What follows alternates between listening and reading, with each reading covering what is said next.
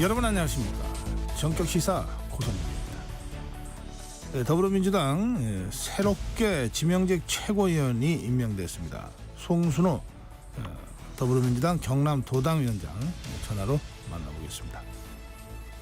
국민의힘 김경진 전 의원도 함께 정치 현안에 대한 얘기 나눠보겠습니다. 금요일마다 정치 공부하고 있는데요.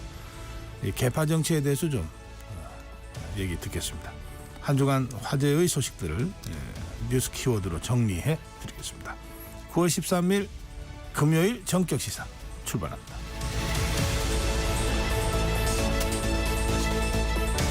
전격시사는 유튜브 라이브로 생방송 함께 하실 수 있습니다. 문자 참여해 주십시오. 짧은 문자 50원, 긴 문자 100원, 샵 9730입니다. 콩 어플 무료입니다. KBS 라디오 정치, 경제, 사회문화 다양한 명품 콘텐츠가 여러분을 기다리고 있습니다. 구독과 좋아요 그리고 좋은 댓글로 함께 해주시기 바랍니다. 네, 뉴스 브리핑입니다. 한국경제신문 최형창 기자입니다. 최 기자 어서 오세요. 네, 안녕하세요. 네, 간밤이 들은 국제 뉴스부터 살펴보죠. 미국 공화당 대통령 후보 도널드 트럼프 전 대통령이 TV 토론을 다시 하지 않겠다 그랬습니까? 예, 지금 자신의 소셜 미디어에 이제 글을 올렸는데요.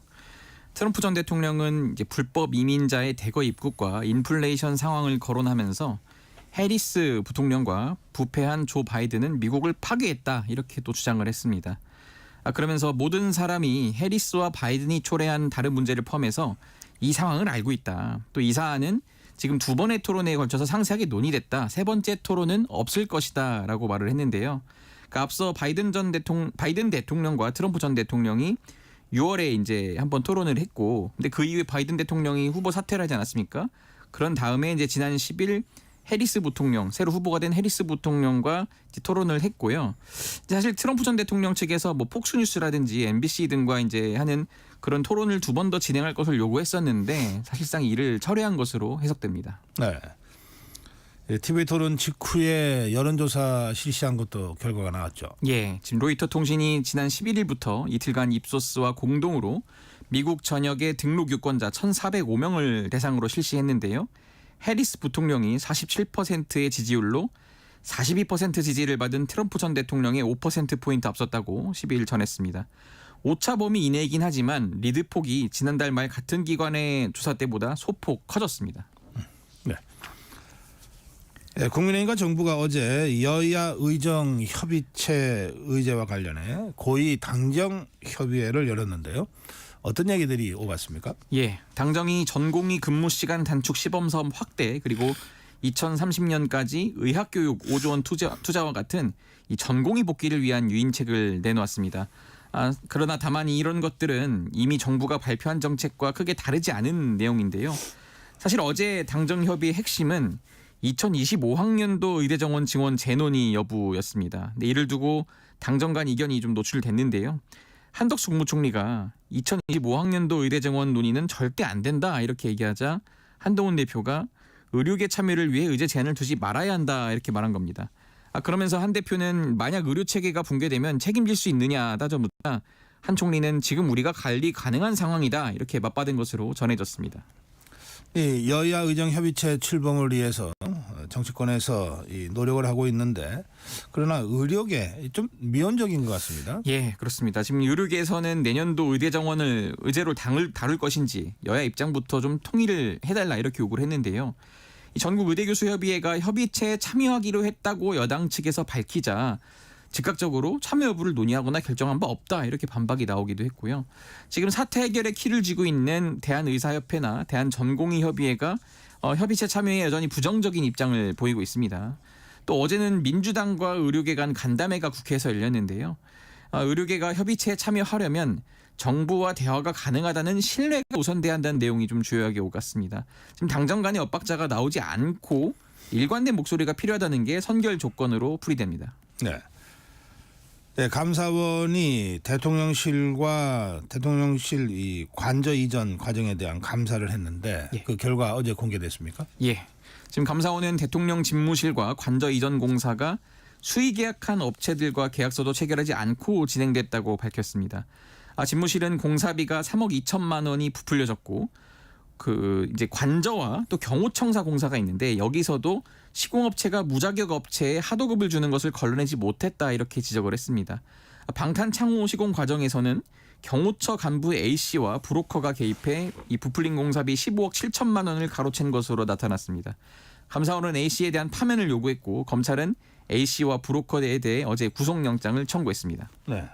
그러면 이 수의계약 관련된 감사원의 입장은 나왔습니까? 예, 지금 감사원은 보완 필요가 있는 경우 수의계약은 가능하다 이렇게 했는데요. 계약 방식 자체가 위법하다고 보기는 어렵다 이렇게 밝혔습니다. 지금 논란이 된 업체 선정 과정에서 김건희 여사 개입 증거는 찾지 못했다고 밝혔고요. 이에 대해서 이제 대통령 비서실 등에 주의 처분을 내렸습니다. 감사 청구를 한 참여연대는 감사원이 사실상 면죄부를 줬다 이렇게 지적을 했고요. 민주당은 꼬리 자르기라고 비판을 했습니다. 다만 대통령실은 특혜가 없었던 게 확인됐다 그러면서 절차상 미비점에 대해 재발 방지책을 마련하겠다는 입장을 내놨습니다. 네. 도이치모터스 주가 조작 사건 항소심 선고가 어제 나왔죠. 예. 도이치모터스 주가 조작 일당의 돈줄 이른바 쩐주로 지목돼 주가 조작 공범 혐의로 기소된 손모 씨가 이 방조 혐의가 인정돼서 유죄 선고를 받았습니다. 지난해 1월 1심 때는 무죄를 선고받았는데 지금 2심에서 뒤집힌 거거든요. 사업가인 손 씨는 2010년 8월부터 2년 동안 자신과 부인 그리고 법인 계좌로 100억 원 넘는 투자를 했는데 1심 법원은 손 씨가 시세 조종 사실을 알고 있었던 것으로 보이지만 공범으로 직접 가담했다고 보기는 어렵다고 봤거든요. 근데 검찰은 2심에서 공소장을 변경해서 손 씨에게 주가 조작 방조 혐의를 추가를 했습니다. 그러니까 주가 하락 시기에 매도하지 말아달라는 요청에 응하는 방식으로 범행을 도왔으니 처벌해달라는 취지였는데요. 2심 재판부는 손 씨에게 징역 6개월과 집행유예 1년을 선고했습니다. 이렇게 되면 김건희 여사 수사에도 영향을 줄 수 있는 건가요? 예, 그렇게 보입니다. 지금 손 씨처럼 또 다른 쩐주 역할을 했다고 의심받는 김건희 여사에게도 주가 조작 방조 혐의가 적용될 수 있을지가 관심 모이는데요. 김 여사가 주가 조작 사실을 알고 있었는지가 핵심 쟁점입니다. 1심 재판에서는 공소시효가 남아있는 2010년 10월 이후 이른바 2차 주가 조작 시기에 김 여사 계좌 3개가 도이치모터스 주식 매매에 40차례 넘게 이용됐다는 사실이 인정됐는데요. 2심 재판부도 지금 똑같이 판단을 했습니다. 그러니까 지난 7월이죠. 고발 4년 3개월 만에 검찰 조사를 받았던 김 여사는 계좌를 주가 조작 일당에게 모두 일임해 범죄 사실을 알지 못했다는 입장인 것으로 전해졌습니다. 검찰 관계자는 손 씨 사례와 김 여사 사례가 사실관계가 좀 달라서 단순 비교에 일률적으로 판단하기는 어렵다면서 증거와 법리에 대한 검토가 필요하다는 입장을 밝혔습니다. 네. 정부가 어제 신한울 3, 4호기 건설을 확정했습니다. 예. 이게 사실은 문재인 정부가 중단시켰던 사업인데요. 한국수력원자력이 2016년 건설 허가를 신청한 지 8년 3개월 만에 이제 재개를 확정을 했습니다. 신한울 3, 4호기 건설은 2032년에서 2033년까지 경북 울진군에 1400메가와트급 가압 경수로형 원전 2기를 짓는 사업인데요. 약 11조 7천억 원의 공사비가 투입됩니다. 네. 정부는 잃어버린 시간을 만회하기 위해서 공사에 주력해 완공 시기를 최대한 당기겠다는 방침인데요. 오늘부터 바로 기초공사를 시작합니다. 현재 건설 중인 원전 2기를 포함하면 2033년에는 원전 이제 우리나라 30기 시대가 열리는 겁니다. 네. 현대자동차 그룹 그리고 미국의 제너럴 모터스요. 미래차 산업을 위해서 손을 잡았군요. 예. 현대차는 GM과 미국 뉴욕에서 이제 포괄적 협력을 위한 업무 협약을 체결했다고 밝혔는데요. 정의선 현대차 그룹 회장과 메리베라 GM 회장이 만나서 이제 협약까지 맺은 거는 이번이 처음입니다. 그러니까 현대차 그룹은 이제 세계 3위의 이제 완성차 그룹사이고 GM은 뭐 세계 5위지만 미국 시장에서는 1위거든요. 그러니까 두 회사는 수개월간의 논의 끝에 승용차와 상용차 공동 개발 생산, 공급망 공동 관리, 친환경 에너지 기술 공동 개발 이런 핵심 협력 분야로 선정을 했습니다. 협약에 따라서 현대차와 GM은 특정 시점 이후에 일부 차량을 함께 개발 생산하는 것도 가능하고요. 두 회사가 운영하는 공장에서 상대방 차량을 대신 생산하는 이런 방안도 논의됐습니다. 네. 지금 중국 전기차가 무서운 기세로 굉장히 치고 올라오고 있거든요. 이것 때문에 한미를 대표하는 한국과 미국을 대표하는 자동차 회사가 이렇게 포괄적 동맹을 맺게 된 것으로 보시면 됩니다. 네. 자, 방금 들은 속보입니다. 북한이 처음으로 우라늄 농축 시설을 공개를 했어요. 그렇습니다. 지금 김정은 북한 국무위원장이 핵무기 연구소와 무기급 핵물질 생산 시설을 현지 지도하고 이 무기급 핵물질 생산에 총력을 집중해 비약적인 성과를 낼 것을 지시했다고 조선중앙통신이 오늘 아침 보도를 했습니다. 김 위원장은 우라늄 농축 기지의 조종실을 돌아보면서 이 생산 공정의 운영 실태를 파악하고 핵물질 생산을 줄기차게 벌여나가고 있는 데 대한 보고를 받고 커다란 만족을 표시했다, 이게 통신은 전했는데요. 그러니까 김 위원장이 생산 현장을 직접 돌아보면서 이렇게 얘기했다는 겁니다. 정말 이곳은 보기만 해도 힘이 난다, 이렇게 말을 했는데 지금 북한이 김 위원장이 이런 우라늄 농축 시설을 시찰한 내용과 사진을 공개한 건 이번이 처음이거든요. 지금 어쨌든 이 우라늄 농축 시설이라는 게 원심 분리기에 우라늄을 넣고 고속 회전해서 고농축 우라늄을 생산하는 시설인데 네. 이 문제가 뭐냐면 고농축 우라늄이 핵탄두 제조에 사용된다는 거잖아요. 지금 어제도 시험 발사체를 또 시험하고 이런 식으로 계속 핵 개발 관련돼서 이렇게 또 공개적인 행보를 보이면서 사실상 지금 이 50여일 앞으로 다가온 미국 대선을 앞두고 핵무력을 과시해서 차후 대미 협상 과정에서 좀 몸값을 올리기 위한 것 아니냐, 이런 해석들이 나오고 있습니다. 예, 뉴스 브리핑 오늘 여기까지 듣겠습니다. 한국경제신문 최형창 기자였습니다. 감사합니다. 네, 전격 시사 듣고 계신 지금 시각 7시 31분입니다. 날씨 정보입니다. 기상하시는 분들 비와 소나기 등 고르지 못한 날씨와 또 강원 산지를 비롯한 자욱한 안개 그리고 해상교통 이용 시 남해바다와 동해바다의 고파도를 주의하셔야겠습니다. 우선 오늘 날씨만 살펴보겠습니다. 중부지방 흐린 가운데 오늘 수도권과 강원도에 주로 비가 내리겠습니다. 20에서 60mm 정도 예상되는데요. 경기 북부, 강원 북부 많은 곳은 80mm 안팎까지 쏟아지겠습니다. 천둥, 번개, 돌풍까지 동반하고 시간당 30mm의 강도입니다. 각별히 주의하셔야겠고요. 아침까지 충남 서해안에 5mm 정도의 비가 오겠습니다.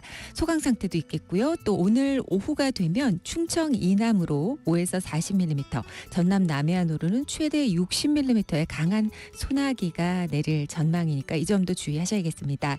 내일도 오후까지 서울, 경기, 강원도에는 10에서 60mm의 비가 추가로 더 내릴 걸로 보여지고요. 역시 경북 지역으로는 오후에 소나기가 5에서 40mm가량 오겠습니다. 오늘 오후부터 제주 해안에 너울이 높아져서 이 점도 참고해 주시고요. 내일 오후부터는 남해 먼바다, 제주 먼바다, 모레는 동해상의 물결이 최대 4m로 높아서 이 점도 꼭 참고해 주셔야 될 부분이 되겠습니다. 오늘 낮 기온은 서울 27도, 전주 33, 대전 32도 등으로 예상됩니다. 현재는 충청 이남 쪽으로만 무덥겠지만 앞으로 특보는 더 강화되고 내일부터는 중서부 지역까지도 무더워지겠습니다. 건강관리에 유의하셔야겠습니다. 지금 서울의 기온은 25.8도입니다. 날씨 정보였고요. 다음은 이 시각 교통 상황 알아보겠습니다. KBS 교통정보센터의 이현 씨입니다. 네, 드디어 오늘부터 시작입니다. 오후부터 본격적인 귀성길이 시작될 텐데요. 일단 출근부터 안전하게 잘 하셔야겠죠. 고속도로 정체 심한 편은 아닌데요. 사고로 불편해진 곳들이 있습니다. 제2경인고속도로 성남 쪽입니다. 문학에서 남동 쪽으로 사고 여파를 받고 있습니다. 화물차 관련 사고는 조금 전에 처리됐습니다. 안현 분기점에서 남동 쪽으로 차가 많습니다. 영동고속도로 강릉 쪽으로 신갈 분기점 부근의 사고도 정리는 됐습니다. 하지만 동수원부터 속도를 줄이고 있고요. 용인에서 양지터널 쪽으로 천천히 가고 있습니다. 경부고속도로 서울 쪽 기흥 부근에서 수원 쪽으로 지체고요. 금토 분기점에서 반포 쪽으로 밀려가고 있습니다. KBS 교통정보센터였습니다.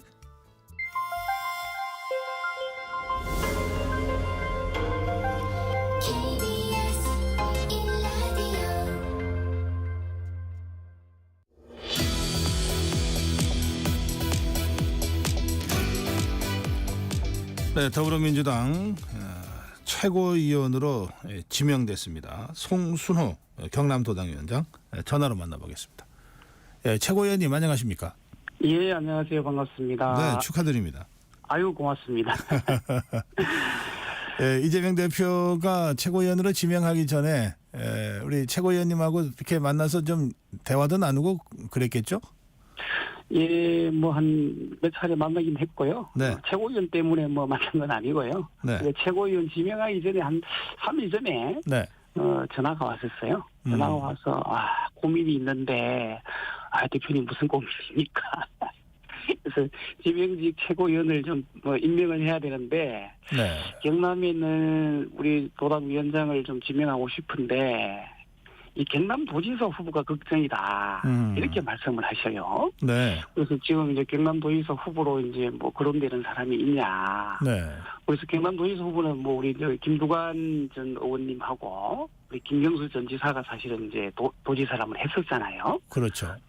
그러니까 이제 그분들이 이제 뭐 출마할 의지가 있냐 뭐 이렇게 물어보셔서 아직까지 확인된 바는 없다. 네. 뭐 그러니까 어쨌든 그 경남도지사 선거와 관련돼서 굉장히 좀 걱정을 하시고 그러면서 네. 어쨌든 2026년 지방선거 영남 지역을 비롯해서 경남 선거를 잘 좀 준비를 해주시라 이런 데 당부의 말씀이 있었습니다. 아, 그렇군요. 예. 그러면 저 지명직 최고위원으로 1차 그 받은 미션이 경남도 지방선거 책임져라 이거군요. 그렇죠. 뭐 이제 우리 어쨌든 최고위원들이 임기가 네. 2년이잖아요. 네. 2년이면 2026년 지방선거까지인데 최고위원들의 뭐 가장 큰 임무가 지방선거 준비를 잘해서 지방선거에서 어쨌든 좋은 결과를 나도록 하는 것 이것만큼 큰 임무가 있겠습니까? 그것이 이제 우리 영남 지역이든 호남 지역이든 사실은 이제 최고위원들이 다 수도권에 집중돼 있거든요. 네. 이번에 이제 선출직 그 최고위원들은 그래서 아마 지명직의 두 분을 이제 임명할 수 있는데 그래서 호남권 한 분, 그다음에 영남에 저 이렇게 해서 아마 그래요. 지역 안배. 그래서 이게 이제 수도권 집중에 되는 것에 대한 우려. 그래서 호남과 영남에서 뭔가 받쳐주지 않으면 지방선거와 또 이후 치러질 대선에는 힘들다. 네. 이런 판단을 하신 것 같고 그와 관련해서 지방선거와 대선까지 잘 준비해라. 이런 의미로 전남도당위원장 그리고 경남도당위원장을 지명직 최고위원으로 임명하지 않았나 이렇게 생각을 합니다. 네. 그러면 송순우 최고위원도 저 지난 총선에 경남에서 출마를 하셨더랬습니까? 예, 그렇죠. 어느 지역이? 해운구, 마산 해운구 지역인데요. 아, 예. 지금 국회의원은 이제 우리 윤한홍 국회의원님이죠. 우리 윤한홍 의원과 붙었었는데 제가 뭐 아쉽게도 떨어졌습니다. 예, 그렇군요. 예. 네. 지금 경남도의 그 지역구가 더불어민주당 쪽이 몇 석이고 또 다른 야권이 혹시 몇 석 갖고 있는지는 우리 경남 지역은 총 16개 이제 국회의원 지역구가 있는데요. 네. 여기에서 민주당이 이제 3석, 그리고 나머지가 국민의힘이 13석. 네. 이렇게 해서 그렇군요. 총 16개 중에서 13대 3 이렇게 결과가 나왔습니다. 아, 그래요. 민주당이 갖고 있는 세석이 김해, 갑을 그리고 맞습니다. 예. 양산. 아닙니다. 양산은 이제 양산은 아니군요. 아쉽게 그러면 성산이군요. 낙선을 했고, 예, 허성무 의원이 네. 새로 진출. 창원, 성산. 예, 맞습니다. 그렇게 세 지역이군요. 네네네. 그러면 이제 미션을 그렇게 바꿔 최고위원을 하시니까 어떻게 전망하시는지도 좀 궁금하네요. 2년 후긴 네네네. 합니다만. 미션을 이제 그 뭐 임명받은 만큼 우리 경남이나 영남 지역의 전체가 뭐 지방선거 준비를 잘 해야 될 것 같은데 사실 지방선거가 뭐 녹록치는 않을 거고 네. 어쨌든 뭐 우리 이재명 대표나 최고위에서 이제 그 영호남 선거를 좀 잘 맡아서 치러달라는 이런 이제 어찌 보면 뭐 특명이면 특명인 거니까 이걸 잘 수행할 수 있도록 예. 최선을 다해서 잘 좀 해보도록 하겠습니다. 알겠습니다. 지금 당장 10월 16일 재보궐선거가 있는데요. 이 재보궐선거지 중에 하나가 부산 금정구청장 선거인데 이게 이제 영남권에서 이제 벌어지는 선거 아닙니까? 그렇죠. 예. 이 선거 관련해서 조국혁신당에서 먼저 좀 제안이 있었어요. 그 네네. 야권 후보 단일화를 하자. 이제 최고위원님 어떻게 생각하시는지요? 뭐 조국혁신당 입장에서는 뭐 이제 야권 단일화를 뭐 주장할 수 있다 보고 우리 민주당 입장에서도 야권 단일화를 거부할 생각은 뭐 없는 건 아니겠어요. 그래서 매우 전략적으로 좀 판단을 해야 될 지점이 있고 네. 우리 영남권에서는 사실은 이제 어찌 보면 유일하게 치러지는 보궐선거라 보면 되거든요. 금정구청장 선거인데 이 결과가 따라서 사실은 영남권 특히 이제 부산 경남 지역에 내년 지방선거에 치러지는 이제 바로미터 정도로 좀 바라보고 바라보는 지점이 분명하게 있거든요. 네. 그렇게 해서 조국혁신당과 민주당이 어떤 뭐 대립각을 놓고 싸울 뭐 이제 그런 지점에 와 있는 것 같지는 않고 어쨌든 조국혁신당의 창당을 할 때 사실은 이제 그 검찰개혁과 윤석열 정권의 조기 종식 이런 것들을 좀 뭐 표방하면서 쉐빙슨의 역할을 하겠다 이렇게 약속하면서 이제 출범을 한 정당이지 않습니까? 네. 그러면 애초에 말했던 그런 이제 윤석열 정권의 조기 종식 그리고 이제 검찰개혁을 위한 쉐빙슨의 역할 이것이 과연 지방선거에서 이렇게 후보를 내보내서 이렇게 하는 것이 과연 그 본래 창당 정신에 부합하냐에 대한 판단은 필요한 것 같고 아하. 그걸 다 떠나서 사실은 지금 현재로는 윤석열 정부를 심판하자라는 이런 이제 국민 요구가 있는 것이고 네. 특히 더불어민주당의 당원들과 조국혁신당의 당원과 또 그 양당을 지지하는 우리 국민들에서는 무조건 이번 선거에서는 힘을 합쳐서 윤석열 정권을 심판을 해야 된다. 이런 요구가 굉장히 강하거든요. 네. 그렇다 보면 단일을 할 수밖에 없다. 단일을 하지 않고 어떻게 그 윤석열 정부를 특히 어려운 PK지역에서 심판할 수 있겠어요. 그러려면 결국은 단일할 수밖에 없다고 생각을 합니다. 다만 그 시점이나 시기가 어느 지점이냐에 대한 것을 놓고 양당이 좀 고민을 해야 될 것 같다. 이런 판단이 듭니다. 10월 16일이 선거날이니까 네, 그렇게 시간이 여유가 많이 있는 건 아닌 것 같습니다. 많지는 않죠. 그래서 아마 10월 초, 늦어도 10월 초 정도에는 어쨌든 그런 가닥을 잡고 네. 진행하면 좋겠다 싶고요. 어쨌든 네. 후보 등록하기, 본격 본 후보 등록하기 전에 이루어지면 더 좋겠지만 그것이 이제 물리적으로 일치 않으면 후보 등록해서라도 예를 들면 투표 용지 인쇄하기 전이라도 그런 단일화는 이루어져야 단일화의 효과가 극대화될 수 있거든요. 그와 관련해서 양당이 잘 조정하고 협의할 수 있도록 최선을 다하도록 하겠습니다. 예. 최고위원님 지금 말씀 중에도 계속 윤석열 정권 심판 또 윤석열 정권 뭐 조기 종식 이제 이런 말씀을 하셨는데 그 며칠 전에 윤석열 탄핵 준비 연대라고 하는 일종의 정치 모임이 이제 발족하지 않았습니까? 그렇죠. 예, 그건 어떻게 보십니까? 보니까 이제 뭐 야사당 정도 12분 정도가 이제 모여서 그 관련해서 이제 탄핵 준비연대라는 이제 그 조직을 만들어서 어쨌든 탄핵을 좀 준비하겠다 이제 이런 기자회견을 한 걸로 제가 언론에서 봤는데, 네. 물론 야사당에서 이제 뭐 모든 의원들이 참여한 건 아니지만 이제 일부 의원들이 참여를 해서 어쨌든 지금의 극심한 우리 국민들의 이런 이제 윤석열 정부에 대한 어찌 보면 국정 실패, 그다음 경제나 민생에 대한 어쩌면 파탄, 또 최근 벌어지는 의료 대란 문제 이런 것들이 심각하지 않습니까? 그리고 이제 김건희 여사와 관련된 여러 가지 이제 특검에 대한 문제 이런 것들이 이대로 놓고는 볼 수 없는 것 아니냐. 이런 이제 국민들의 열망들이 있는 것은 명확하고 이 열망들을 담아서 어쨌든 그것을 준비를 해보겠다라고 띄운 이제 국회의원들 간에 뭐 하나의 뭐 조직 내지는 단체라고 보면 되는 것 같은데 어찌 보면 뭐 자연스러운 흐름인 것 같기도 하고 그렇다고 해서 이제 아직 뭐 우리 민주당의 입장에서는 윤석열 탄핵과 관련돼서 가야 된다라는 당론을 뭐 확실하게 정한 부분은 아니니까 네. 약간 그거와 관련해서 조금은 이제 뭐 가깝게도 물리도 하지 않는 선에서 이렇게 좀 뭐 추진해 갔으면 좋겠다 이런 생각을 가지고 있습니다. 예, 윤석열 탄핵이 아직 당론은 아니다 이런 말씀이시죠? 네네네. 예, 그래서 뭐 야권 일각에서는 조금 서둘렀던 것 아니냐 뭐 이런 이야기도 나오는 것 같습니다만.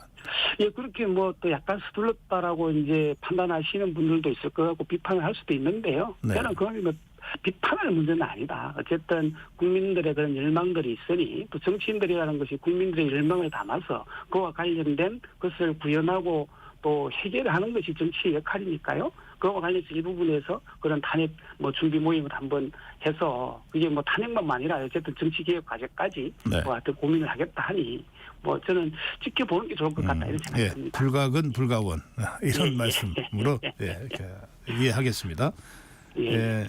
어제 도이치모터스 주가 조작 사건에 그 전주 손모 씨가 1심 무죄가 뒤집혀서 방조 혐의가 인정이 됐거든요. 예, 그 사건 관련해서 김건희 여사에 대한 지금 검찰 수사가 이제 그 기소 쪽이냐 아니냐 뭐 이거 지금 최종 결정을 앞두고 있는 상황인데요. 영향을 미칠 거다 아니다 사안이 다르다 뭐 여러 의견들이 있습니다. 예, 최고위원님은 어떻게 보시는지요? 저는 어제 부분의 판단이 굉장히 중요한 판단이라고 생각을 합니다. 왜냐하면 이제 1심에 같은 경우 1심에서도 손 씨가 무죄로 사실 그 판단을 받았었거든요. 그런데 이제 그게 공범이 아니라 그 공범과 관련해서는 사실관계나 이게 증거가 부족하니 그와 관련해서 무죄를 내린 것이고 2심에서도 하다가 이제 검찰이 혐의를 이제 추가를 한 거 아닙니까? 네. 시세 조종 방조 혐의를. 근데 시세 조종 방조 혐의는 법원에서 이제 그걸 인정을 했고 그와 관련해서 는 굉장히 중요한 문제입니다. 그건 왜냐하면 이 방식이 김건희 여사에 관련된 계좌와 예를 들면 손 씨와 관련된 계좌가 같은 역할을 했다고 보는 거거든요. 그렇다면 분명하게 시세 조정과 관련된 걸 알면서도 그 계좌들이나 이런 것들을 이용하도록 그대로 이제 방조했다라는 것을 유죄로 인정하고 징정유골의 집행유예 1년을 선고한 거잖아요. 그렇다 보면 이 문제는 김건희 여사에게도 꼭 같이 적용할 문제가 있다. 만약에 앞으로 검찰이 이 문제를 똑같이 적용하지 않는다면 우리 국민들이나 늘 하는 얘기가 법 앞에 만인은 평등하다 이렇게 주장하고 우리 아이들이 더 같이 가르치고 있잖아요. 그럼 이것을 도대체 어떻게 설명할 건지 굉장히 고독한 문제가 저는 생길 거라 봅니다. 알겠습니다. 그래서 검찰의 존재 이유도 사실 이것을 보고 좀 판단해야 될 지점이 있는 것 아니냐 이런 생각이 듭니다. 예. 지금 민주당에서 김건희 여사 특검법을 법사위를 통과시켜 놓지 않았습니까? 예. 원래는 어제죠. 어제 본회의에서 처리할 계획이었는데 우원식 국회의장이 추석 후로 미뤘습니다. 예, 그렇죠. 이 문제 관련해서 우원식 국회의장에 대한 그 민주당의 비판들이 또 상당히 있는 것 같고요. 그런가 하면 또 추석 밥상에 김건희 이슈를 올리려고 했는데 우원식이 추석 밥상에 오르겠다 뭐 이런 이런 얘기도 나오고 합니다만 이 우원식 의장의 결정과 이후에 김건희 여사 특검법 처리는 어떻게 전망하십니까? 어쨌든 뭐 법사위에서 이제 통과된 법안이 이제 원칙적으로 보면 이제 본회의에 상정이 돼서 다뤄지는 게 일상적인 거고 어째 보면 물의 흐름같이 흘러가는 거잖아요. 그런데 어쨌든 의장이 이거와 관련해서는 이제 본회의에 상정하는 것을 조금 수석 이후로 미루자. 그것은 뭐냐면 실제로 지금 의료 대란이 굉장히 심각하고 국민들의 생명이나 안전이 지금 달려있는 문제인데 이거와 관련해서 그것들이 올려오면 의료 대란 문제를 해결하는데 좀 방해가 될 거다. 이런 판단을 이제 의장님은 하신 것 같고 뭐 의장님대로 저는 판단할 수 있다고 봅니다. 그런데 이거와 관련해서는 민주당에서 또 여러 또 뭐 일각에서는 여러 비판이 일어난 건 사실이고요. 그런데 이걸 가지고 저는 뭐 너무 의장과 또 민주당과 관련해서에 대한 대립각을 세우는 것은 그렇게 썩 바람직해 보지는 않는다. 다만 이것이 정말 국민들의 입장에서 어떻게 보여질 건지 그리고 사실 이 문제를 약간 이제 본회의의 상정을 조금 비켜가는 것이 어쨌든 민주당이나 또 국민의힘에서도 스스로 두 정당 간에 약간은 뭐 조금은 뭐 이것이 지금 추석 전에 오르는 것보다는 그러지 않는 것이 두 양당 간에도 더 도움되는 것 아니냐 이런 판단이 있을 수도 있겠다 생각은 들고요. 저도 정확하게 뭐 그것을 판단하기는 아직까지 정보들을 많이 가지고 있지 않아서 어쨌든 이후에는 뭐 19일이나 뭐 그 정도에 이제 상정을 한다고 하니 뭐 그렇게 또 믿고 봐야 되지 않겠습니까? 네. 그 의료 사태가 더 좀 급한 문제 아니냐 이런 이제 우원식 의장의 설명에도 이런 이해할 만한 부분이 있지 않냐 이런 취지의 말씀이시군요. 네네. 자, 이 지금 경남도에서 활동하시니까 지금 지방 의료 상황을 더 현장감 있게 전해주실 수 있을 것 같은데 지금 어떤 상황입니까? 사실은 이제 지역에는 의료 문제가 훨씬 더 심각합니다.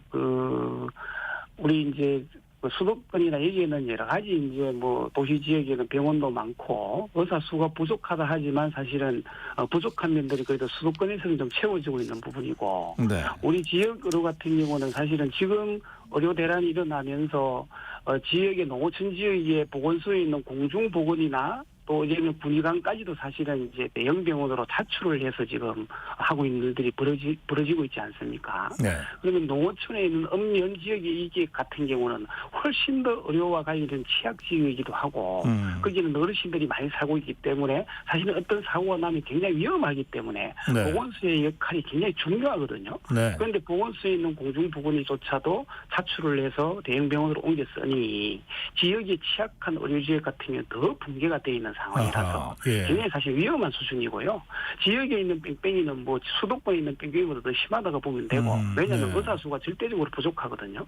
또 수도권에 있는 전공의들이나 의사들이 병원을 떠나면서 지역에 있는 의사들이 수도권으로 옮겨가는 현상들이 벌어지고 있습니다. 그래서 지역에는 의사 수가 더욱더 모자라고 있는 상황. 네. 그리고 예를 들면 예전에 이제 보면 지금도 마찬가지입니다. 강원도나 경남도 같은 경우는 의사 공중보건이든 뭐 이제 보건소에서 의사를 한 분 모시고 올라 하더라도 이분들의 연봉을 4억, 5억 제시하더라도 이게 농어촌에 오실 분들이 없어요. 네. 그래서 그런 의료비와 관련해서 의사에 대한 이런 비용들도 가장 비싼 지역이 경남, 네. 강원도 이런 지역이거든요. 아, 그렇군요. 그 정도로 예.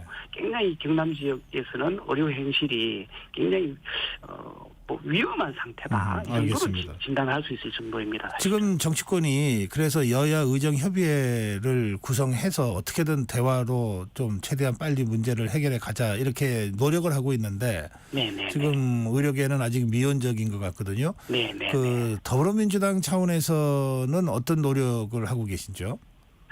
어쨌든 더불어민주당 입장에서는 어쨌든 뭐 세 가지 얘기도 좀 했었잖아요. 예를 들면 대통령이 이제 사과해라. 네. 그리고 이제 조금 전에 했던 대로 의사정 협의체를 빨리 이제 구성을 하자.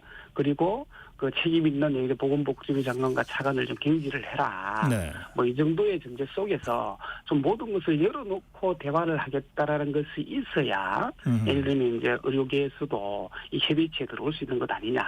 그래서 사실은 이걸 정부가 해결하고 풀어야 될 문제거든요. 네. 그런데 정부와 여당이 단단 입장을 못 내는 것 같아요. 예를 들면 어떤 뭐 또 한동훈 대표는 약 25년 그 의대 정원까지 열어놓고 논의를 하자. 그렇게 하면 또 대통령실에서는 야 그것은 벌써 말도 안 되는 소리 하지 마라. 네.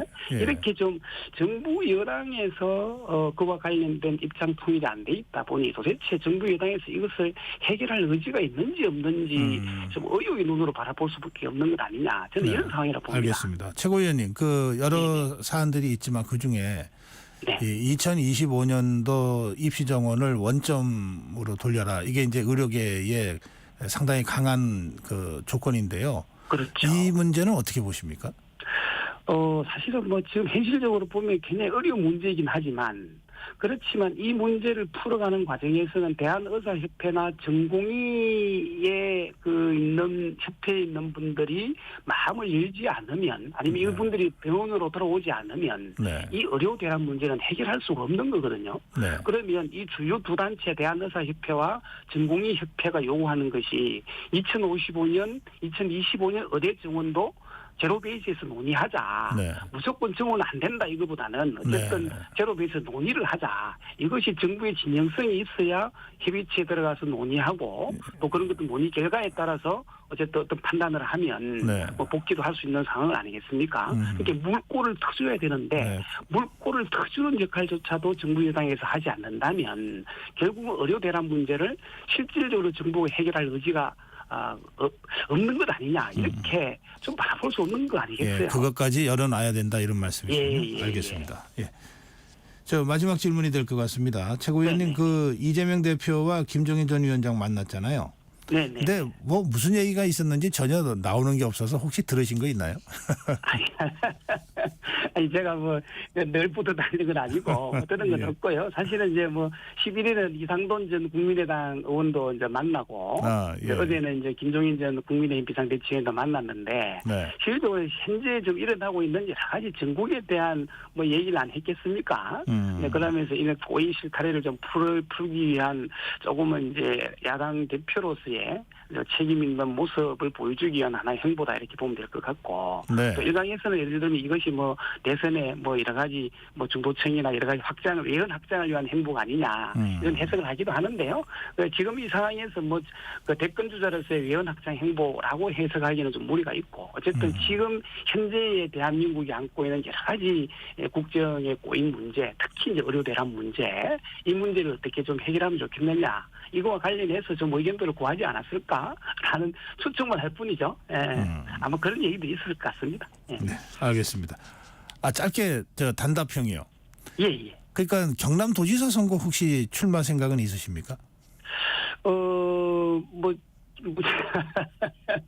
어쨌든 이제 상황이나 이런 것들이 오면 네. 어떤 자리가 있으면 저는 말하지는 하지 않을 생각입니다. 알겠습니다. 오늘 여기까지 듣겠습니다. 말씀 잘 들었습니다. 예, 고맙습니다. 네, 더불어민주당 송순호 최고위원이었습니다.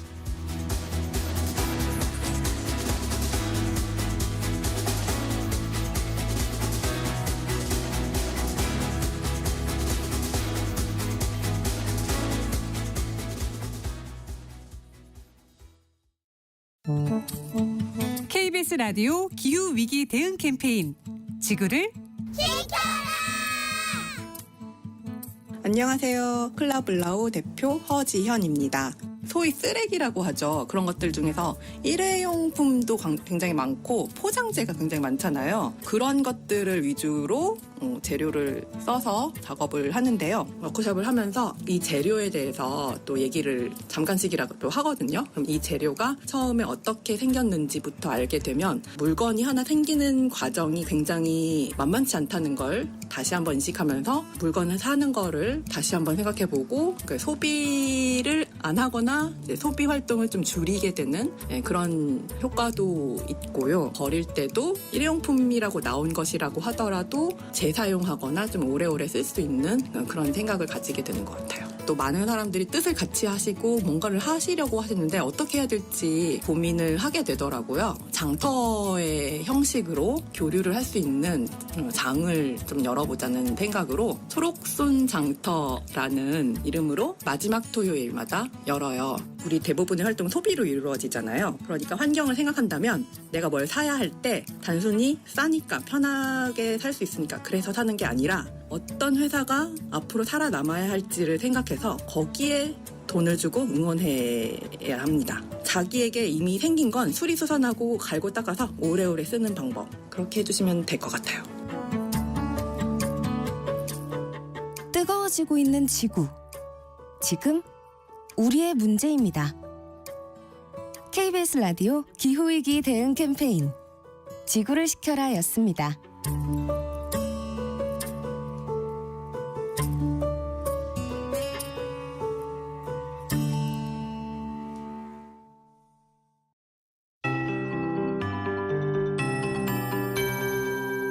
KBS 58분 날씨.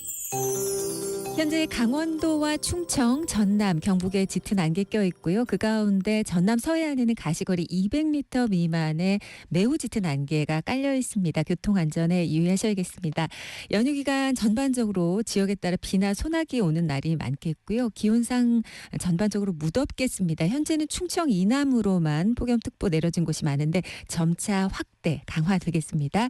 그리고 동풍 영향으로 강원 산지 안개는 당분간 짙겠고요. 남해와 또 모레가 되면 동해상의 파도까지 높아지기 때문에 해상교통 이용 시에도 정보를 꼭 확인하시는 게 중요하겠습니다. 오늘 중부지방 흐린 가운데 수도권과 강원도에 비가 내리겠습니다. 주로 10에서 60mm, 경기 북부, 강원 북부는 80mm 안팎의 많은 비가 쏟아지겠습니다. 돌풍과 함께 천둥 번개 치면서 시간당 30mm 정도로 강하게 오니까 주의하셔야겠고요. 또 소나기가 충청 이남으로 5에서 40mm가량, 전남 남해안에는 최대 60mm의 매우 강한 소나기가 예보돼 있어서 주의하셔야겠습니다. 오늘 낮 기온 서울 27도, 강릉 29도, 전주 33, 대전 32도 등 충청 이남으로는 매우 덥겠습니다. 내일은 서울의 아침 기온 25도, 낮 기온이 29도까지 점차 오름세를 띠겠습니다. 지금 서울의 기온은 25도입니다. 강혜종입니다.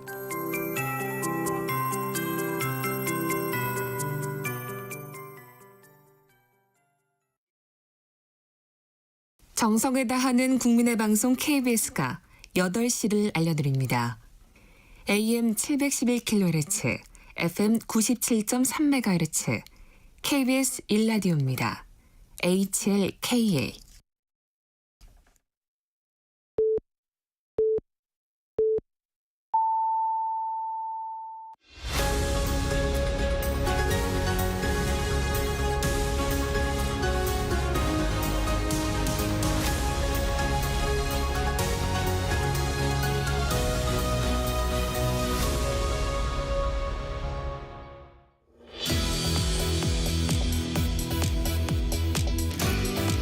네, 이번에는 국민의힘 김경진 전 의원과 좀 말씀 나누겠습니다. 어서 오십시오. 안녕하세요. 그 검찰 출신이시잖아요. 네. 네, 그래서 어제 있었던 그 도이치모터스 주가 조작 사건에 네, 대한 네. 말씀부터 제가 좀 여쭤봐야 되겠습니다. 네. 이게 2심인데 네. 그 뭐 주범에 대한 관심보다는 네. 그 전주라고 네. 알려진 손모 씨. 네. 그 재판 결과 네. 좀 설명 좀 해주실까요? 예, 그러니까 1심에서는 지금 손모 씨에 대해서 무죄 판결이 선고가 됐었죠. 네. 그러니까 주가 조작에 함께 가담을 해서 했다 이렇게 보기는 어렵다라는 이유로 이제 무죄 판결이 선고가 네. 됐는데 그러니까 공범이 아니다 이렇게. 네, 공범이 예. 아니니까. 네. 그랬더니 검찰에서 항소를 하면서 네. 항소심에서 공소장을 살짝 덧붙였어요. 예. 뭘로 덧붙였냐면 공범은 아닐지는 모르겠지만 1심 판결이 맞다고 전제를 하면 네. 그렇지만 혹시 이 사람이 그러면 도와준 혐의는 있지 않을까. 아하. 그걸 이제 전문용어로 방조범이라고 그러거든요. 아하. 예. 그래서 공범에 대한 공소사실은 그대로 유지를 하면서 네. 여기에 덧붙여서 공범까지는 아니더라도 혹시 도와준 방조범 혐의까지도 항소심에서는 조금 더 판단을 해 주세요라고 아하. 검찰이 손모 씨에 대해서 공소장을 추가를 했고 네. 항소심 법원에서 니들 말이 맞다. 1심 판결대로 이 정도를 가지고 공범이라고 할 수는 없는데 주범들이 주가 조작을 하는데 돈을 좀 대주는 방식으로 본인도 그리고 일부 적극적으로 조금 참여를 하고 알아보는 방식으로 도와준 건 맞다. 아하. 그래서 방조범 혐의에 대해서 어제 유죄 판결을 했었고요. 네. 최종적으로 집행유예형이 선고가 됐었습니다.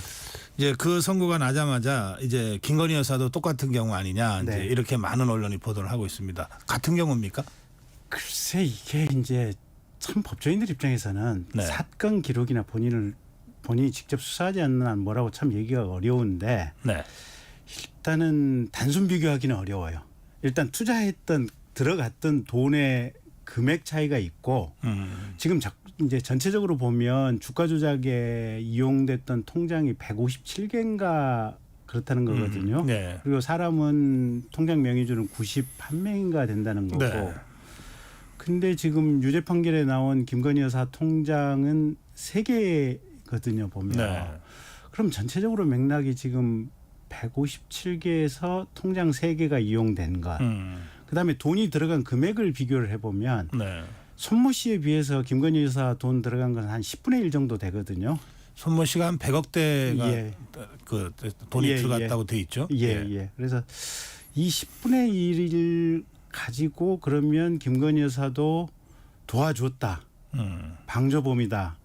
이렇게 볼 수 있을지 아마 검찰 입장에서는 굉장히 좀 지금부터 오늘부터 고민해서 아마 어떤 사건에 대한 결정을 해야 되지 않을까 싶어요. 이 방조 경우에 이를테면 주가 조작 사건이었는데 네. 이제 방조범이라 그러면 네. 이 사람들이 주가 조작을 하려고 한다는 거를 알고 그렇죠. 했다. 네, 돈을 모르고 네. 했다. 이게 굉장히 중요한 기준이라 그렇죠. 그러더군요. 그러니까 어떤 돈이 들어갔다고 하더라도 그걸 전혀 몰랐다. 네. 또는 어떤 투자를 하는데 그냥 뭐랄까 이제 증권회사 직원이라든지 증권사 주변에 투자 전문으로 하는 사람들한테 내가 돈 당신한테 줄 테니까 이 돈을 가지고 당신 마음껏 알아서 투자하고 네. 나한테 적당하게 좀 이익 좀 내주라. 그걸 이제 속칭 말하는 1인 매매라고 하거든요. 아하. 너를 믿으니까 그냥 전부 알아서 해라. 통장이나 돈 너한테 맡길게. 당신 알아서 해라.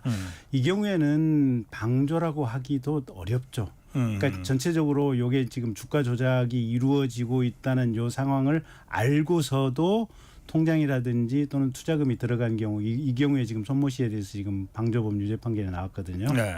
그래서 그런 부분도 역시 지금 김건희 여사와 관련해서 방조범 유무죄 결정을 할 때 아마 검찰이 좀 이렇게 정밀하게 들여다보고 있지 않을까 근데 싶어요. 네. 알았느냐 몰랐느냐 이게 그 사실은 이 머릿속을 들여다보기 전에는 어려운 거 아닙니까? 그런 경우에는 보통 이제 재판부는 상황을 가지고 추정을 하죠. 정황과 상황과. 예, 그때 이제 두 사람 사이에 뭐 요새는 이제 뭐 그때는 2009년도 얘기니까 또 뭐 증거 채집이 어떻게 됐을지는 모르겠지만 네. 요새 문자라든지 카톡 대화 내용 같은 경우 핸드폰 보고 나면 다 있지 않습니까? 아하, 보면 예. 야 그 거기에 대해서 속칭 선수들 많이 붙었다는데 이런 표현이 오고 갔다면 아하, 그럼 이제 그렇다면 알았다고 봐야지. 알았다고 이제 예, 추정을 할 수 있는 거죠. 간주되는 본인이 거지. 예. 아무리 몰랐다고 이제 얘기를 하더라도 아하, 예. 그래서 이제 몰랐다고 주장을 할 경우에는 그 주장하고 상관없이 알았느냐 몰랐느냐는 서로 간에 있었던 행동, 언동 뭐 예. 이런 걸 가지고 추정을 할 수밖에 없는데 그 부분 수사는 검찰에서 어떻게 돼 있는지는 저로서는 모르는 일이기 때문에 네. 제가 이 자리에서 답변드리기는 그렇군요. 예.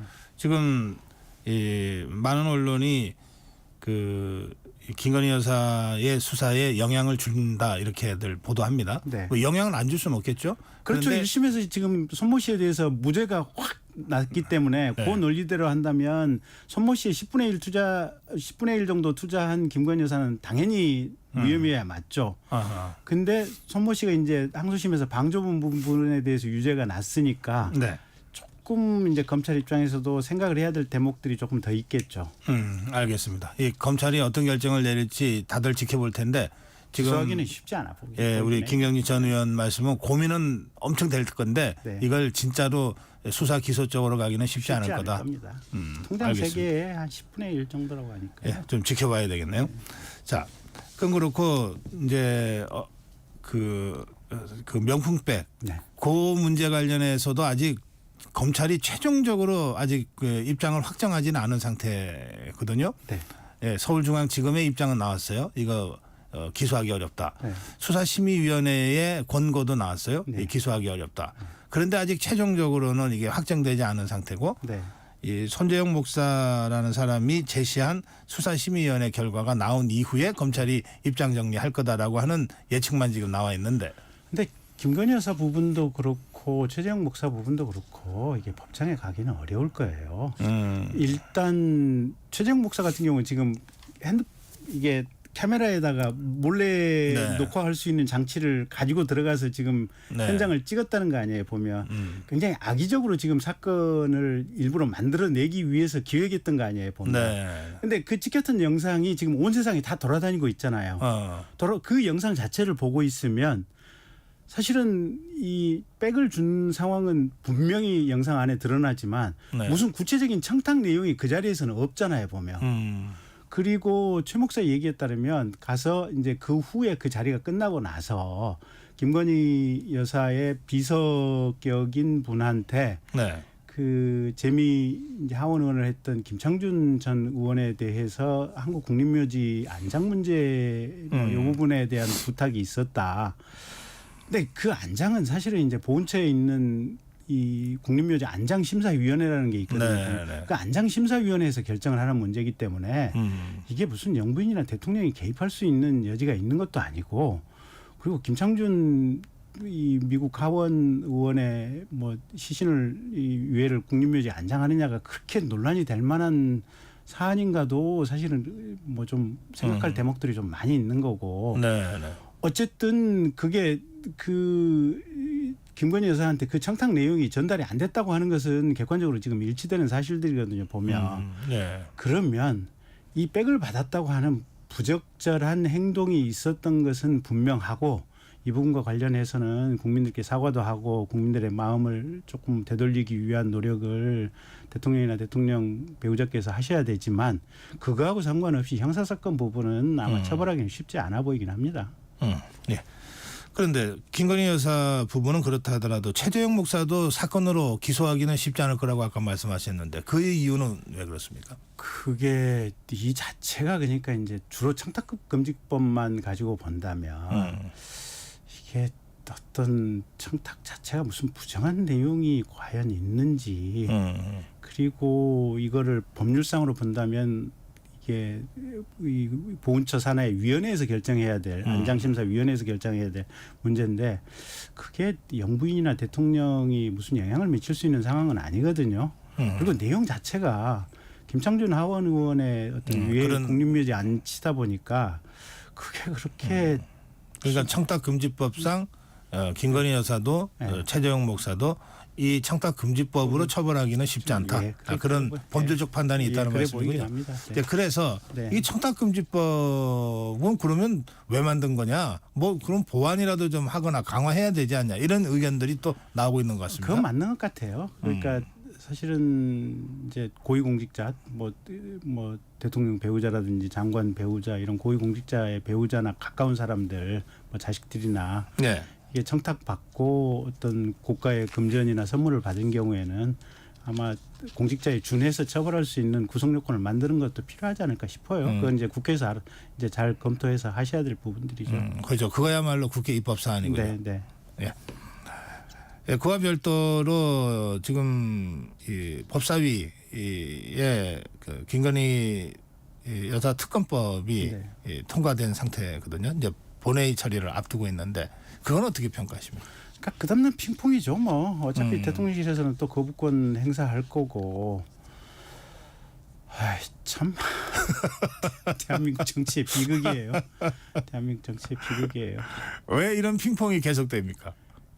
결국은 서로가 뻔히 아는 거 아닌가요 지금? 이게 정치적인 기싸움이죠. 이 법을 가지고 뭘 하겠다 이것보다도 네. 이 법을 발의하고 또는 대통령실에서 거부권을 행사하는 이 프로세스를 통해서 결국은 민주당 입장에서는 대통령의 지지율을 확 지금 떨어뜨리겠다는 거고 대통령 지지율을 떨어뜨리는 것을 통해서 다음번 대통령 선거에서 이재명 대표가 대통령을 하는데 확실한 우위를 굳히기에 들어가겠다.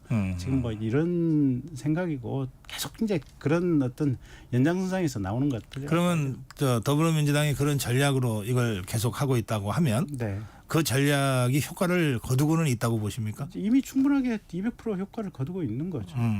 그럼 효과를 거두고 있다면은 그만둘 이유가 없잖아요. 계속 하겠네요. 계속 한다고 봐야죠. 아하. 그러면 대통령실이나 국민의힘에서는 이걸 어떻게 대처하는 게 좋습니까? 뾰족한 대책 방안이 없죠. 그냥 끌려다니는 수밖에 없다. 빰 맞아야죠. 무슨 대책이 있겠습니까? 하긴 뭐 정치권에 그런 말이 있습니다. 이 소나기 올 때는 그냥 맞아라. 아니, 사실은 이게 뭐랄까 이제 김건희 여사께서 지난번에도 뭐 한동훈 대표 당대표하고 뭐 사과하는 뭐 텔레그램 톡이 있었느니만 많은 일을 가지고 네. 그냥 이게 잘못을 했더라도 국민들한테 안쓰럽게 보이면 되거든요. 그래서 옛날에 DJ 때나 YS 때는 주변 인물들 뭐 자식이나 가까운 사람들 사고 치면 대통령이 검찰 수사 끝나고 나서 국민들에게 사과를 했지 않습니까? 죄송했습니다. 잘못했습니다. 제가 관리 잘못했습니다. 근데 지금도 요건도 사실은 김건희 여사가 국민들에게 간절한 어떤 국민들의 마음을 움직이면 일정 정도는 이 민주당이 노리고자 하는 부분들이 사실은 이제 어느 순간에 이게 잘 안 되는 이런 상황인데 그렇게 될 건데 문제는 김 여사도 그런 노력이 많이 적으시잖아요. 답이 없는 거죠. 그 최근에 이제 그 여러 언론 보도에서 이제 김건희 여사가 다시 공개 행보를 하는 데 대해서 이렇게 이제 그 보도가 나가면서 또 상당히 비판적인 그 논의들도 지금 제기되고 있는데 그럼 그 문제는 어떻게 보시는지? 아니 그건 논리적으로 따져보면 민주당에서도 대통령 배우자를 위한 부속실 설치하라고 지금 얘기를 한 거 아니에요. 그건 공적 행보를 한다는 전제하에서 하는 거 아니에요 보면. 네. 아니 대통령 배우자가 전 세계적으로 다 뭔가 역할을 하고 있잖아요 보면. 아니 그리고 민주당이 가령 뭐 북한의 김여정이 공개 활동하는 거에 대해서 비난을 한 적을 한 번이라도 본 적이 있나요? 아니 미국에서는 저 빌 클린턴 대통령 후임으로 힐러리 클린턴이 대선 출마도 했었잖아요 보면. 네.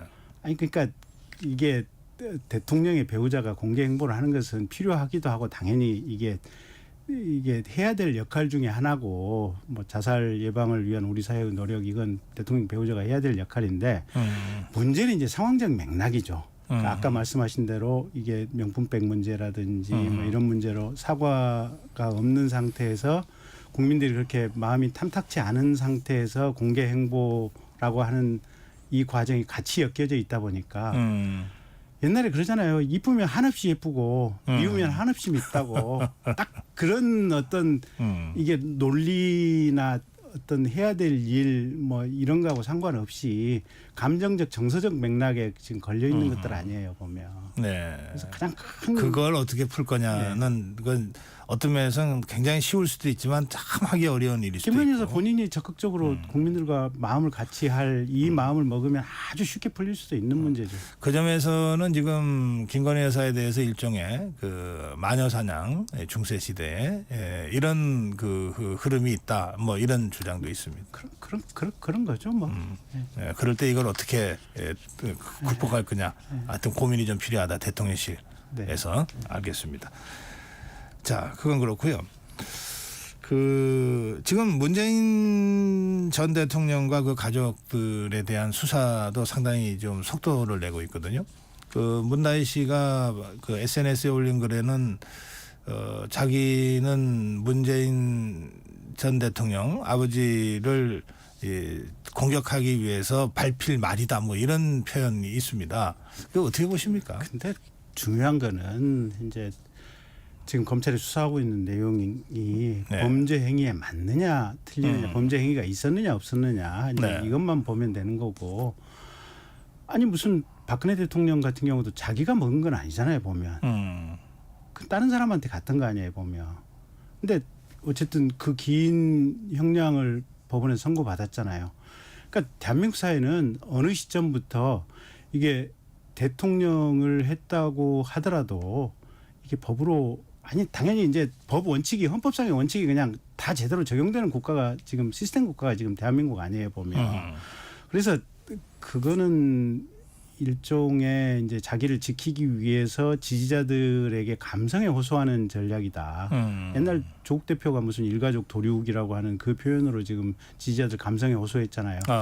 이게 대법원 가서 다 유죄 판결 나오고 실형 뭐 2년, 3년, 4년씩 나와도 그 일가족 도륙했다고 하는 그 감성적 표현을 가슴에 담고 사는 국민들이 상당수가 있잖아요 보면 딱 그거하고 똑같은 거죠. 근데 이제 이런 상황 속에서는 국민들도 냉철해져야 돼요 보면 보세요 전두환, 노태우, 그다음에 김대중 대통령, 김영삼 대통령 자제분들, 그다음에 박근혜 대통령, 이명박 대통령 다 이게 전직들 범죄 행위 있는 경우에 다 처벌이 됐지 않습니까 보면. 그래서 한국 사회는 전직 대통령이었다, 전직 대통령 가족이었다 이 이유로 수사가 익스큐스 될 수 있는 그런 상황은 아니고요. 아니 본인이 검찰이 수사하고 있는 상황에 대해서 나는 이래서 무혐의라고 생각한다. 아무런 특혜 없다. 정상적으로 능력을 가지고 취업을 했다. 돈 송금하는 데 있어서 적절하게 마련된 재원을 가지고 적절하게 송금이 됐었다. 이 부분만 설명을 해주고 그걸 가지고 국민들한테 오히려 검찰이 이런 증거가 우리가 검찰에다 이런 증거를 제출했음에도 불구하고 검찰이 과잉 수사를 한다 이런 식으로 보도자료나 설명을 해야 되는 거 아닐까요? 검찰의 수사에 대해서는 그 사법적으로 법리적으로 대처해라. 이 정치로 자꾸 만들지 마라 이런 주장이시군요. 그런 얘기죠. 이재명 대표의 사법 리스크가 지금 계속해서 진행 중인데 뭐 10월 중에 뭐 재판 1심이라도 이제 판결이 될 거라고들 합니다. 어떻게 보시는지요? 뭔가는 유죄가 나겠죠. 그렇게 많은 재판에 걸려 있는데. 저는 유죄 판결이 1심에서 뭐 한두 건만 난다고 하더라도 계속해서 줄줄이 이제 뭐 나올 거 아닙니까? 순차적으로 보면. 저는 이재명 현재의 당대표가 다음번 민주당 대통령 후보 되는 것은 매우 어려운 상황이다라고 보고 있습니다. 그게 대법원까지 가서 확정되기 전에 1심에서 유죄 판결을 하더라도 지금 현재의 법원 분위기로 보면 법정 구속을 안 할 거예요. 그러면 확정 대법원까지 가는데 계속 활동을 하는 거죠. 대선은 3년 있으니까 그때까지는 충분히 뭐 대법원까지 가는 미확정 상태로 대선까지 갈 수는 있겠지만 저는 이번에 한동훈 당대표 국힘에서 선출되는 걸 보고 사실은 대통령실에서 한동훈 당대표 이번에 안 밀었다고 하는 것은 공공연한 비밀 아니겠습니까? 누구나 다 알고 있는 사실인데 그 대통령 뜻을 가지고도 보면 당대표 선거조차 어떻게 하지 못했거든요. 보면. 그렇게 보면 지금 현재 이재명 민주당 대표가 민주당 차기 대선 후보로 나간다? 저거는 바뀌는 것은 저는 한순간의 문제라고 보고 있고요. 그래서 지금의 이 상황과 상관없이 그 사이에 1심 판결 한 두어 개는 대통령 선거까지 두세 개 정도는 나올 것이고 아하. 그중에 일부는 틀림없이 유죄 판결이 날 것이고 그걸 기점으로 해서 민주당 당내 권력 구도라든지 차기 대선 구조도 이제 같이 좀 변화가 있을 것이다. 크게 요동이 칠 거다. 예. 예. 이제 사실 그 점 관련해서 이제 1심에서 이재명 대표에 대한 유죄가 선고될 때 그 전후에서 그러니까 예전에 왜 조국 대표가 한참 이제 사법적으로 문제가 됐을 때 서초동 집회에서 이제 조국 구하기 집회가 있었잖아요. 네. 예, 그런 식으로 그때보다 더 규모가 크게 그런 집회가 있을 가능성이 있다. 뭐 이런 얘기들이 좀 나오고 있던데요. 그렇다고 하더라도 중요한 것은 중도층에서 냉정하게 바라보고 있는 국민들의 민심인데 대체로 보면 이번에 민주당 당내 경선할 때 보면 투표율이 되게 낮았잖아요. 네. 저는 그 과정 또는 조국 신당이 나왔던 과정이 결국은 이재명 당대표의 사법 리스크 그리고 다음번 주자로 이재명이 있어서는 안 된다고 생각하는 하지만 뭐 이게 현재 윤석열 대통령을 싫어하지만 이재명은 또 안 된다라고 하는 민주당 당내 당원들의 분위기 이런 분위기들이 지난번 당대표 경선 과정에서 네. 투표율이 낮은 그 이유들이 아니었나 저는 그렇게 보고 있습니다. 그렇기 때문에 여러 가지 지지자들의 집단 행동이 있다 하더라도 대세를 어떻게 그렇죠. 하지는 못할 거다. 냉정한 또 중도층들이 있는 거니까요. 대한민국이 이미 그 정도는 넘어섰다. 네. 이런 말씀을 계속 하시는군요. 예, 오늘 여기서 마무리하겠습니다. 말씀 잘 들었습니다. 고맙습니다. 네, 김경진 전 의원이었습니다.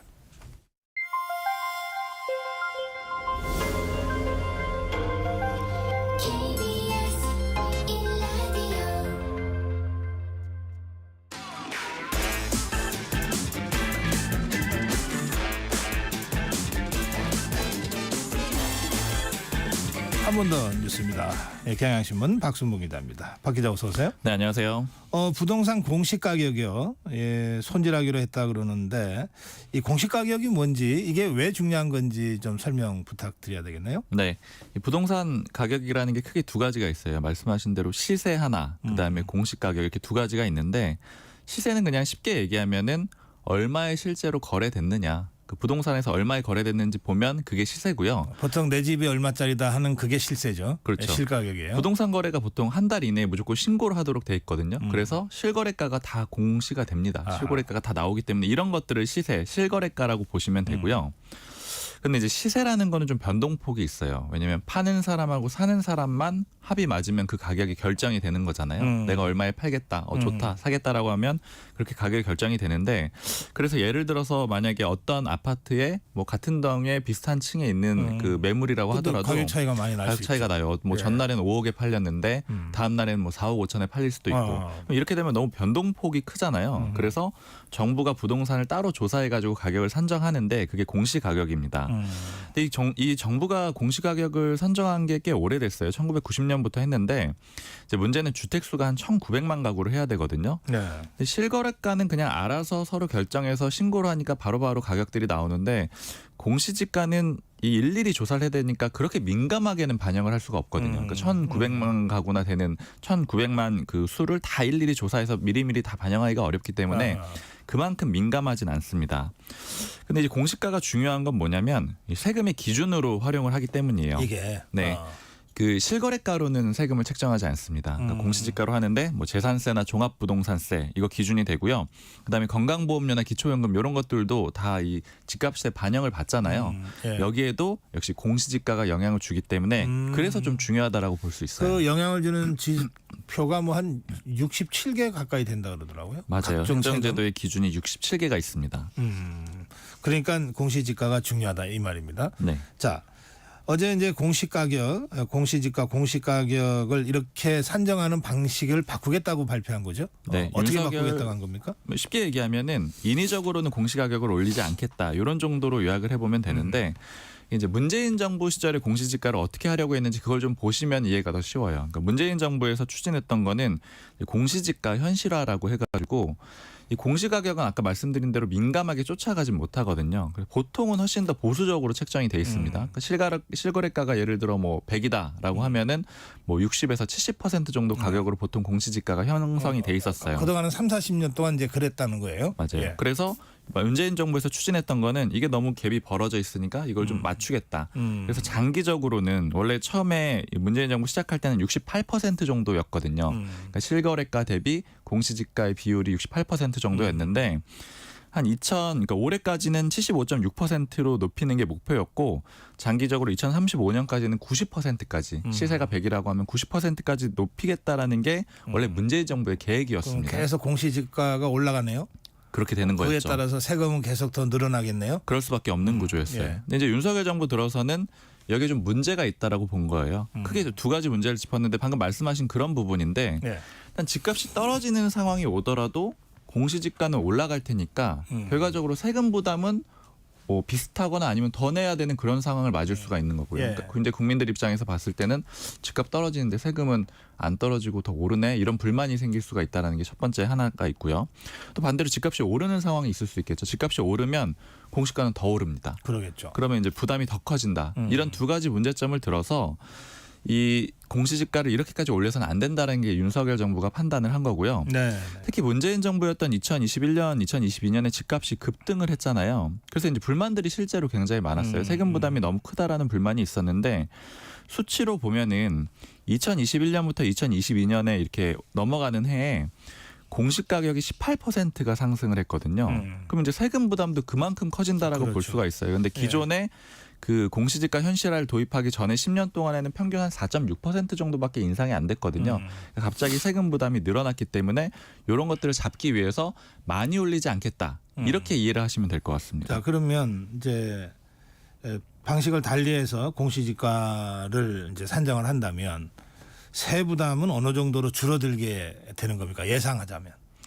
일단 그 윤석열 정부 들어서 첫 해하고 둘째 해에 2년 연속으로 동결을 했거든요. 그래서 이제 세금 부담은 안 늘어났다라고 보시면 될 것 같고, 예. 하지만 무작정 이제 계속 동결할 수가 없기 때문에 그냥 시장 변동률 정도만 반영을 해서 산정을 하기로 했습니다. 예를 들어서 공시가격이 있는데 그 시가가 예를 들어 이 아파트가 10억 원이었는데 11억 원으로 전반적으로 올랐다라고 하면은 그냥 10% 정도만 공시가격도 마찬가지로 올린다라는 그런 셈법이고요.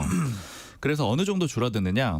그냥 대략적으로 30억 원인 아파트가 있다라고 보면은 올해 보유세가 926만 원인데 오히려 한 890만 원 정도로 낮아질 거다. 이런 정도로 정부에서는 셈법을 세고 있습니다. 이게 계속 올라갈 것으로 예상했던 분들의 입장에서는 동결이 아니라 약간이라도 떨어지면 상당히 체감도는 높을 수도 있겠어요. 맞습니다. 그리고 집값이 많이 오른 지역에서는 보유세가 좀 늘어날 수 있는데 오히려 이제 수도권 아닌 비수도권 네. 지역에서는 또 낮아지는 그런 효과도 그렇죠. 나올 거예요. 근데 이게 법 개정 사안 아닙니까? 법 통과해야 됩니다. 근데 아. 야당은 역시 반대 입장이에요. 왜냐하면 문재인 정부에서 추진하던 걸 지금 민주당이 그대로 하려고 하고 있거든요. 예. 그러다 보니까 의견이 전혀 안 맞는 상태라서 국회 통과는 또 쉽지 않은 상황입니다. 정부의 방침은 나왔지만 이게 법 통과까지는 좀 상황을 더 봐야 된다. 예. 경향신문 박순봉 기자였습니다. 감사합니다.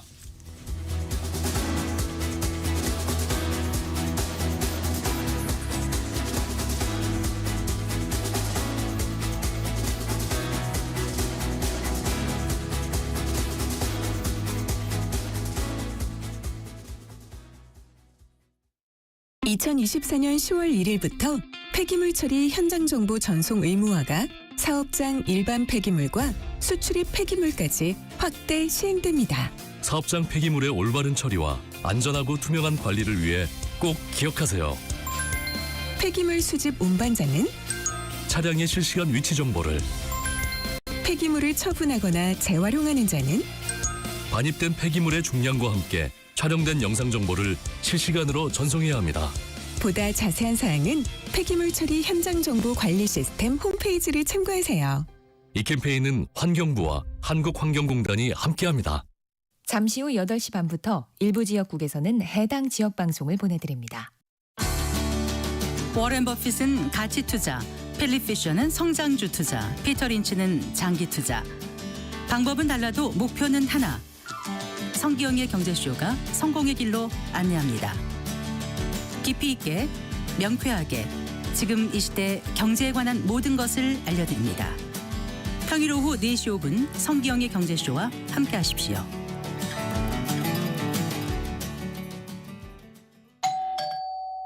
편지 왔습니다. 퇴근길 지친 당신에게 힘이 되는 뉴스를 전해드립니다. 매일 저녁 5시 5분 당신과 함께 읽는 세상 이야기 KBS 1라디오 뉴스레터 K. 지금 시각은 8시 30분입니다. KBS.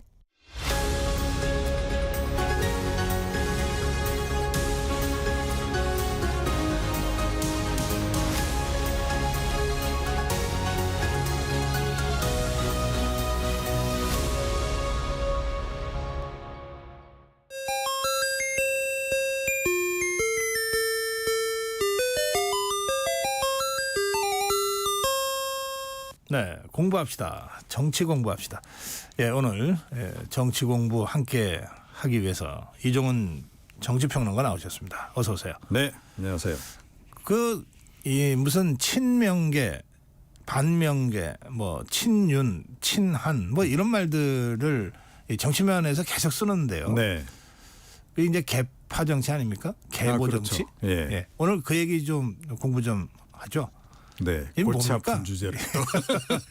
개파 정치, 개보 정치 이게 뭡니까? 예, 뭐 개파, 파벌, 당파 뭐 이런 거는 굉장히 역사가 사실 오래됐죠. 네. 그러니까 우리 뭐 조선 시대에도 아시다시피 사색당파가 있었던 거고, 그리스 뭐 로마 시대에도 뭐 당파가 있었던 거고요. 네.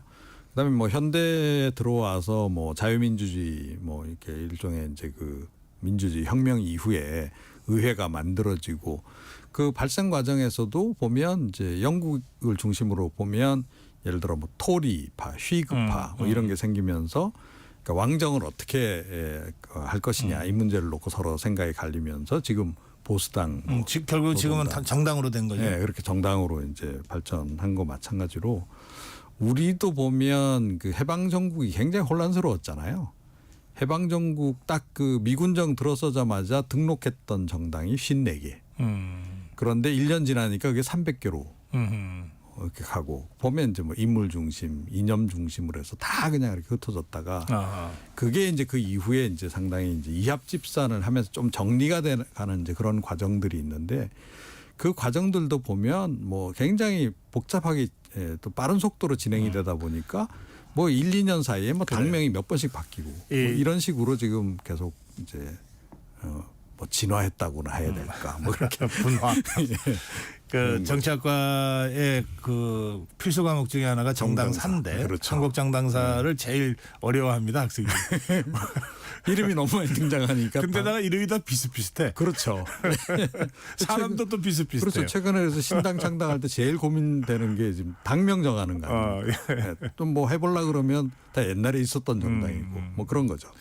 근데 어떻습니까? 그 정치의 그 본질이 무리지어서 권력을 쟁취하는 거잖아요. 그렇죠. 이게 무리라고 하는 게 개파, 개보 아닙니까? 그렇죠. 그러니까 어떤 면에서는 개파는 나쁘다 보통 이렇게 우리 국민들한테 이렇게 인식이 돼 있는데 그게 아니고 개파는 불가피한 거다 정치에서는. 그렇죠. 그런 것도 있고. 좋은 개파냐 나쁜 개파냐. 뭐 그렇게 볼 수도 있고요. 그러니까 개파라고 하는 게 발생할 수밖에 없는 게 그러니까 일단 사람들이 세상을 보는 눈이 다르고 예를 들어 권력 얘기를 좀 하셨습니다만 권력 중심으로 이제 권력을 지향하는 것이 이제 정당이긴 한데 권력을 잡고 우리가 무엇을 어떻게 할 것인가에 대한 생각이 또 다르다는 거죠, 다.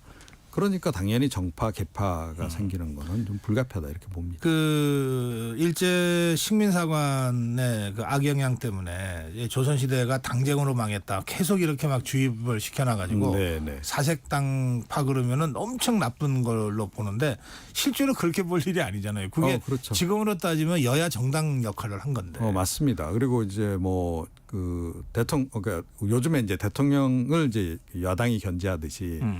뭐 왕정에서도 왕에 대한 견제들을 그런 걸 또 했던 그런 순기능도 있는 거죠. 그런데 이게 이제 개파라고 하는 것이 이제 인물 중심으로 이제 모이다 보면 그 의제를 놓고 서로 토론을 하는 게 아니고 이제 인물 대 인물 경쟁으로 이제 가잖아요. 그러면 이제 막 감정 싸움이 되면서 이게 본질이 흐려지고 뭐 국익이나 이런 것보다 오히려 그런 게 우선시되고 이제 이런 식의 이제 그 풍조가 이제 조선시대에 있었던 건데 사실 우리나라 지금도 그래요. 지금도 보면 우리나라 계파가 조금 전에 이제 토리 휘그 말씀드렸습니다만 입장의 차이가 아니고 또는 이념의 차이가 아니고 인물 중심으로 뭉치는 거죠 여전히. 예, 아무개파 이런 거잖아요. 그러니까 그런 거는 조금 좀 이제 그래서 좀 지양할 필요도 있지 않나 이런 생각이 듭니다. 그러니까 지금 뭐 여야당을 되게 언론이 보도할 때 국민의힘을 보도할 때는 친윤계, 친한계. 그렇죠. 이게 이름이 들어가잖아요. 예. 또 더불어민주당 할 때는 친명계, 비명계 이러잖아요. 그렇죠. 근데 사실 이거는 언론이 그렇게 이름을 붙이는 거지. 이를테면은 이재명 대표가 앞으로 저와 함께하는 사람은 친명계로 불러주세요. 뭐 이렇게 선언한 적은 없잖아. 그렇죠. 그러니까 그 언론도 좀 이렇게 계속해서 프레임 속에서 이게 보도를 하고. 그런데 이제 문제는 언론이 그렇게 불러줬을 때 당사자들도 별로 안 싫어한다는 거예요. 이게.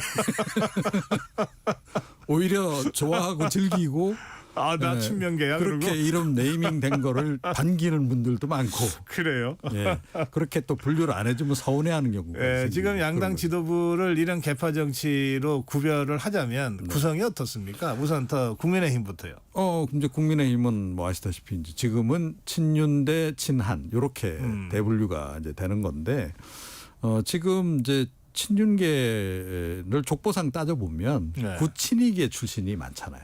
그러니까 이명박 전 대통령을 지지했던 그런 계파가 좀 많고 사실은 이제 친이계가 활발했던 시기에는 이제 그 쌍벽을 이뤘던 게 이제 친박계였잖아요. 박근혜계하고 갈등을 겪으면서 이제 그 당시에 각자 또 이렇게 대통령을 만들어 내기도 했고 이제 그랬던 건데 요즘에 친박계는 조금 사라져 있는 그런 상태인데 뭐 지금 결국은 이 분들이 친한파로 좀 이렇게 변신하는 거 아니냐는 얘기가 좀 나오긴 해요. 최근에 어찌됐건 그렇고 그런 상태에서 이제 한동훈 대표가 이제 지난 총선 과정에 어찌됐건 정치권으로 진입하고 보수 지지층들이 그쪽으로 지지를 많이 하면서 친한동훈파가 이제 생긴 그런 지금 그 상황. 그 최고위원 구성으로는 누가 친윤이고 누가 친한입니까? 국민의힘. 저는 5대4로 친윤이 지금 유리한 구도라고 보고 있습니다. 5대4로 친윤이 유리하다. 예. 지금 이제 모두 9명 구성이잖아요. 그리고 네. 전당대회 때 이제 친윤계 최고위원이 이제 3사람 당선이 이제 됐던 누구죠? 거고. 그러니까 김재원, 인유한, 김민전. 예. 최근에 이제 대통령실에 초청받아 가서 식사하신 분들. 네. 그리고 이제 그래서 이제 여기에 추경호 원내대표까지 이제 포함해서 4명은 확실하게 친윤계. 이렇게 이제 분류를 일반적으로 하죠. 5대4라고 그랬잖아요. 나머지 한 명이. 저는 지금 김상훈 그 정책위 의장까지도 친윤으로 좀 봅니다. 그래요? 근데 이제 어떤 분들은 김상훈 의원은 좀 개파색이 일단 없다. 그렇다 치고. 네, 그러면 4명 친한계 4명. 친한계 이제 최고위원은 이제 지난 전당대회 때 이제 당선된 분 기준으로 하자면 한동훈 대표 그리고 이제 장동혁 최고위원, 진종호 청년 최고위원. 그 다음에 이제 한 대표가 이후 지명직 최고위원에 이제 김종혁 최고위원 자기 사람으로 이제 임명을 하지 않았습니까? 그렇게 해서 4명은 확실하게 이제 친한. 그렇게 5대4다. 예. 근데 그렇게 확실하게 무슨 이른바 개파색이 짙지 않은 사람도 있다. 짙진 않은데 사실은 김상훈 의원도 정책위 의장 되기 전에 기본적으로는 친윤계로 분류를 했고 활동을 했던. 자, 더불어민주당은 어떻습니까? 비명계 친명계 비명계라고 하는 구분을 가지고 하자면 전부 친명계죠. 그래요? 예. 그러니까 뭐 이재명 대표 이번에 압도적인 다수로 지금 당선이 되기도 했고 그러다 보니까 최고위원 이제 경선 과정에서 후보자들 자체가 거의 친명계. 그럼 100% 친명계다. 네, 뭐 그렇게 이제 봐야 되고요. 그 다음에 이제 그러면 이제 지명직 최고위원으로 그래서 그럼 비명계를 좀 고려를 해야 된다, 배려를 해줘야 된다라는 얘기가 있었어요. 그다음에 영원한 배려해줘야 된다는 얘기도 있었고. 근데 결과적으로는 이제 영원한 배려 차원에서 뭐 이제 각기 임명을 했는데 그 두 분들도 개파색이 다수였다고는 하지만 친명계로 계속 분류돼 오던 분들. 그래요. 그래서 어떻게 보면 그런 개파 순혈주의는 지금 민주당이 더 강한 그런 상황. 거기에 원내대표하고 정책위원장이 있을 거 아니에요. 당연히. 예, 그 사람들도 다 친명입니까? 그렇죠. 그러니까 정책위 의장 이제 이미 본인이 대표할 때 이제 임명했던 이재명 대표는 이번에 연임 아닙니까? 그러니까 지난번에 이제 임명했던 친명계 진성준 최고 그리고 뭐 원내대표 경선도 지난번에 알겠습니다. 기억나시겠지만 아예 다 그때 친명계들만 나와가지고 그 가운데서 이제 박찬대 그러면 된 거고. 이렇게 완전히 친명으로 통일된 더불어민주당과 친윤이 5, 친한이 4 정도로 구성되어 있는 아까 그렇게 분석하셨는데 예, 국민의힘 어느 쪽이 더 잘 구성이 된 겁니까? 저는 그래도 국민의힘이 건강한 편이라고 저는 생각을 합니다. 결과적으로. 그러니까 이번에 뭐 전당대회 과정에서도 굉장히 사실은 민주당 내에서도 논란이 많았었고 진보 진영 내에서도 논란이 많았는데 이게 과연 좀 정상적이냐. 너무 과도하게 한 인물 중심으로 이렇게 가는 게 하는 지적이 좀 있었는데요. 그래도 이렇게 개파가 좀 이렇게 약간 세력 균형이 좀 되는 그런 것이 훨씬 더 좀 건강하지 않나 이렇게 생각합니다. 예. 옛날에 이제 상김 시대 때 그 YS도 DJ도 다 각각 당을 갖고 있을 때입니다. 그렇죠. 이제 상도동계, 동교동계라고 불렀잖아요. 근데 상도동계의 그 핵심들 또 동교동계 핵심들을 제가 뭐 좀 이렇게 좀 두루 좀 아는데 공통적으로 하는 얘기가 있더라고요.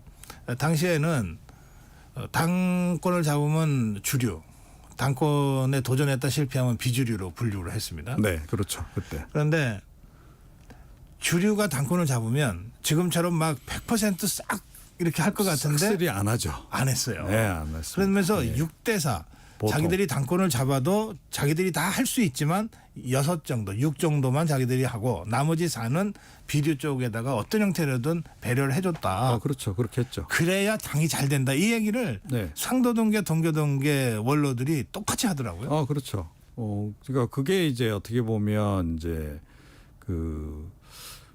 성숙도 면에서는 개파의 성숙도 면에서는 그때가 오히려 더 성숙했다라고 저는 개인적으로 진단을 합니다. 그러니까 조금 전에 이제 상김 시대 얘기하셨지만 이제 동교동계, 상도동계는 뭐 워낙 이제 오래 역사가 됐고 전통이 있는 그런 개파이기도 했고, 근데 발생론적으로 보면 김종필계가 제일 먼저 탄생하거든요. 공화당 내에서. 그래요. 네. 그러니까 어찌됐건 그 3대 개파가 한국 현대사를 거의 이제 뭐 좌우하다시피 하면서 이제 전통도 만들어내고 이제 그랬는데, 공화당 때도 보면 박정희 전 대통령이 자기 마음대로 그냥 이렇게 하려고 하는 측면이 있었지만 그래도 그 당시에 보면 항명 사태 이런 것도 있었고, 그죠? 그리고 그 JP하고 이제 김정필 이제 전 총리하고 박정희 전 대통령 사이에 또 미묘한 또 약간 그 갈등과 이런 상황들도 있었던 거고. 그런데 그렇다고 해서 상대 개파를 완전히 죽여버린다거나 완전히 배제시킨다거나 그러질 않았어요. 그러니까 늘 이제 플랜 B를 이제 남겨놓는 그런 이제 그 묘미가 있었던 거죠. 네. 이를테면 이제 노무현 정권이 끝나고 나서 그 안희정 당시 그 의원이 우리가 패족이다 이렇게 얘기한 적이 있습니다. 네. 그런데 이제 노무현 세력이 패족이 된 건데, 그 후에 문재인 정권을 통해서 사실은 이제 그 친노계가 다 친문계로 이제 회생했잖아요. 전환을 이제 한 거죠. 네. 지금 이제 문재인 전 대통령 수사가 되고 뭐 이러고 있습니다. 그러면 그 친문계가 패족이 되는 건가? 지금 당에서도 입지가 굉장히 좁으니까. 그렇죠. 예. 뭐 지금 패족이란 단어까지는 요즘은 안 쓰더라고요. 그런데 아니 자기들이 쓴 말이라서 제가. 그런데 이제 요즘은 이 개파의 발생 주기가 굉장히 짧아졌습니다. 그래요. 일단 뭐 YS계, 뭐 DJ계, JP계 이렇게처럼 오래 이렇게 가는 게 아니고 5년 주기로 거의 그러니까 차기 대선 주자 중심으로 그냥 뭉치고 또 정권 말일되면 또 약간 흩어졌다가 그 다시 개파 재편이 일어나고. 그러니까 지금 뭐 친윤계, 뭐 친한계 이런 또는 뭐 친명계 이렇게 우리가 부르는 지금 이제 제일 현재로서는 유력한 그런 그 개파들도 5년 뒤가 어떻게 될지 모르는 그런 그 상황이다.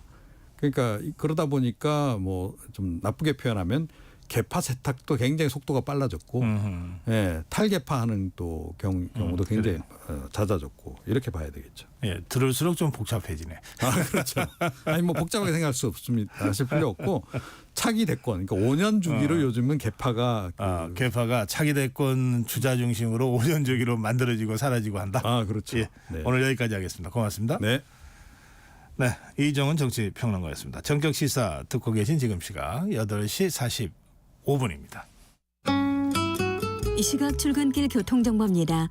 서해안고속도로 목포 쪽 평소보다 정체가 덜합니다. 비봉 부근에서 1km가량 지체고요. 8탄 분기점 부근에서 속도 떨어지고 있습니다. 서울 방향 광명역에서 금천 쪽으로 더디게 지나고 있습니다. 경부고속도로 서울 쪽 기흥 부근에서 수원 쪽으로 서행하고 있고요. 금토 분기점에서 반포 쪽으로 정체입니다. 올림픽대로 하남 쪽 행주에서 양화대교 쪽으로 답답하고요. 이후로 노량진 부근에서 막히다가 반포에서 동호대교 쪽으로 속도가 떨어지는데요. 동호대교 부근에서는 작업이 진행되고 있습니다. 강변북로 행주에서 반포대교 쪽으로 50분 정도 걸리겠습니다. KBS 교통정보센터에서 이현입니다.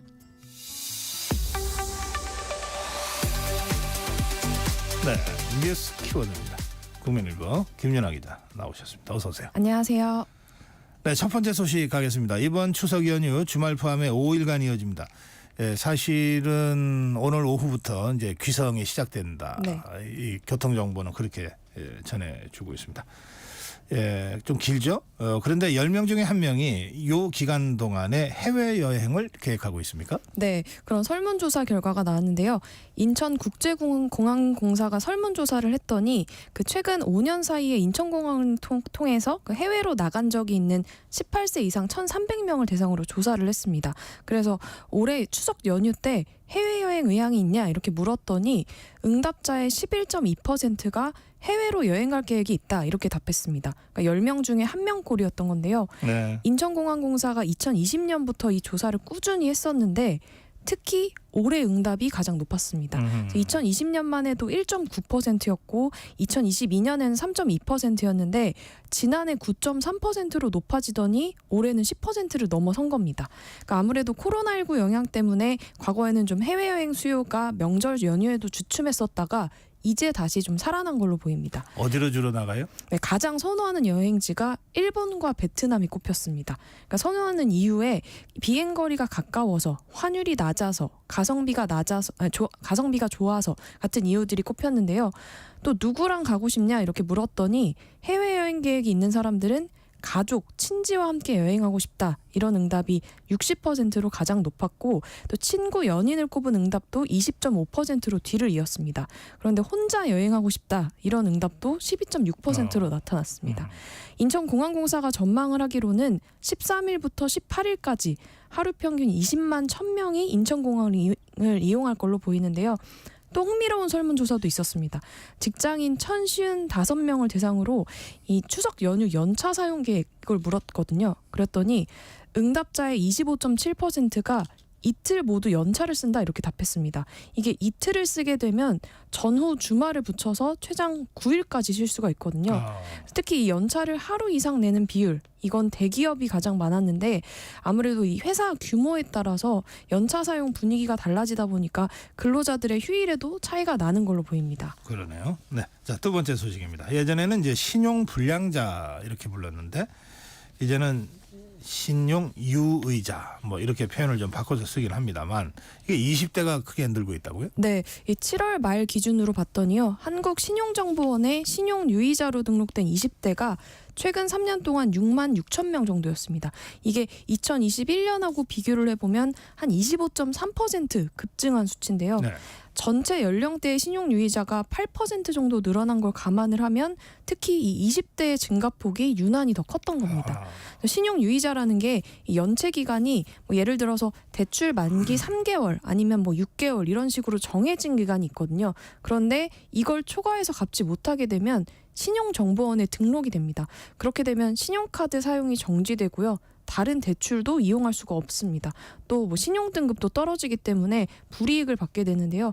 그런데 20대가 이렇게 신용유의자가 된다라는 의미는 그만큼 이 본격적으로 사회에 발을 내딛기도 전에 이 금융권 혜택들을 받지 못하게 되니까 경제적인 어려움이 더 커질 수 있다 이런 겁니다. 네. 특히 이 빌려놓고 갚지 못한 금액이 소액인 경우가 많았는데요. 연체 정보가 등록된 20대 중에서 연체 금액이 1,000만 원 이하인 경우가 전체 88.1%였습니다. 그러니까 10명 중에 9명 정도는 소액 채무자라는 얘기입니다. 이렇게 적은 돈을 빌려서 갚지 못한다라는 것의 의미는 생활비나 주거비처럼 뭐 생계와 관련해서 급하게 돈이 필요한 청년들이 상당히 많은 걸로 보이고요. 또 여기에 최근에는 일자리도 제대로 구하기가 어려운 데다가 고금리, 고물가까지 겹치면서 빚 부담이 늘어나고 있는 걸로 해석이 됩니다. 네, 이 신용유의자로 등록이 되면 여러 가지로 불편해지고요. 또 경제적 부담도 커지고 또 뭔가 이게 이 정신적으로도 사실은 굉장한 스트레스가 될 수 있어요. 네. 근데 이게 사회에 진출하는 20대가 이런 사람들이 갑자기 늘어나고 있다 그러면 이건 정말 우리 사회 또 정부 차원에서 좀 대책을 좀 깊이 강구해야 될 상황인 것 같습니다. 네. 자, 세 번째 소식으로 가겠습니다. 주민등록증 디자인이 25년째 그대로인데 이걸 바꾸기로 했습니까? 네, 다음 달 공모를 진행해서 변경하기로 했습니다. 그래서 주민등록 역사를 좀 보면요. 1968년에 시작이 됐습니다. 당시에 북한 특수부대원 31명이 청와대 근처까지 침입을 했던 이른바 김신조 사건이 있었는데요. 이걸 계기로 정부가 국가안보를 위해서는 개인 식별이 중요하다면서 주민등록을 의무화했습니다. 이때부터 전 국민한테 주민등록번호가 부여가 됐었는데요. 네. 예전 주민등록증 생각해 보시면 종이를 코팅한 형태였거든요. 뭐 손으로 주소 같은 것도 써서 변경을 하고 그랬었는데 아무래도 그때는 종이이다 보니까 위변조가 쉬웠습니다. 그래서 1999년에 지금의 이 플라스틱 주민등록증이 도입이 된 겁니다. 그런데 이것도 벌써 25년째 쓰고 있다 보니까 이제는 좀 변화가 필요하다 이런 지적들이 나오고 있고요. 그래서 정부가 민관 합동으로 디자인 변경 논의에 들어가게 됩니다. 그래서 여권 디자인도 최근에 남색으로 바뀌었었잖아요. 네. 그래서 그걸 고안했던 전문가도 이번에 그 주민등록증 추진위원으로 참여를 하게 됐고요. 그러니까 아무래도 주민등록증은 공공행정을 위해서 발행하는 신분증 그 기능을 갖고 있지만 동시에 이 국가 공식 신분증이다 보니까 뭐 국가의 정체성이라든지 또 뭐 디자인적인 요소 이런 것들도 드러내는 것도 함께 신경 쓰겠다는 겁니다. 그런데 이게 하루아침에 디자인을 결정하고 곧바로 적용할 수 있는 건 아닌데요. 신분증이다 보니까 위 변조 기술도 적용을 해야 되고요. 또 행정 시스템도 다 바꿔야 합니다. 그래서 최소 몇 년은 걸릴 걸로 보입니다. 그래서 실제로 여권 디자인 바꾸는데도 10년이 넘게 걸렸거든요. 그래서 주민등록증도 꽤 시간이 소요될 걸로 보이고 문화체육관광부는 다음 달에 이 디자인 공모를 받을 계획입니다. 네, 네 번째 소식으로 가겠습니다. 한국 학생 1인당 공교육비 지출액 이게 OECD 평균을 넘는 걸로 조사됐군요. 네, 2021년 기준으로 한국 학생 한 명당 공교육비 지출을 봤더니 15,858달러였습니다. 그러니까 1년 전하고 비교를 해보면 12% 정도 증가한 수치인데요. OECD 평균이 14,000달러 정도니까 한국의 공교육비 지출액이 더 높은 겁니다. 그래서 이 공교육비라는 게 사교육에 쓰는 돈을 제외하고 정부와 학부모 이렇게 민간까지 지출하는 모든 교육비를 말하는데요. 학령별로 봤더니 중등, 초등 교육 단계에서는 OECD 평균보다 많았고요. 고등교육 단계에서는 OECD 평균의 66.2%에 그쳤습니다. 네. 이렇게 고등교육 분야의 공교육비가 초등교육보다 적은 나라는 한국하고 이탈리아뿐이었는데요. 그만큼 지금 사실 학령 인구가 줄어들고 있는데 공교육비는 초등교육에 집중이 되고 있으니까 이걸 좀 분배할 필요가 있다라는 지적들이 나오고 있습니다. 그래서 국공립대 그 등록금은 5,171달러였는데 이게 직전 조사였던 2019년하고 비교를 해보면 6.9% 올랐거든요. 그리고 사립대학은 7% 오른 걸로 나타났습니다. 그런데 이게 좀 이상한 게 수년째 대학 등록금이 동결된 상태거든요. 그런데 OECD 통계에서는 우리나라 등록금이 오른 걸로 나온 겁니다. 근데 이게 단순히 환율이 올라서 생긴 착시라고 교육부는 그래요? 설명을 예. 했습니다. 그래서 국공립학교의 초임교사의 급여는 OECD 평균보다 낮았는데 그나마 15년 차가 되면 평균보다 높아지는 걸로 조사가 됐습니다. 네, 다음 소식으로 가겠습니다. 정부가 내년도 공무원 정원 증가폭을 줄이기로 했습니다. 얼마로 편성했죠? 네, 군 장병 제외하고 35만 43명으로 편성을 했는데요. 올해가 34만 9천 명 정도인데 올해보다 한 108명 정도 늘어난 수치입니다. 이 증가폭을 보면 2023년에는 1,800명 늘었고요. 올해는 451명이 늘었는데 내년에는 이 증가폭이 더 줄어들게 되는 겁니다.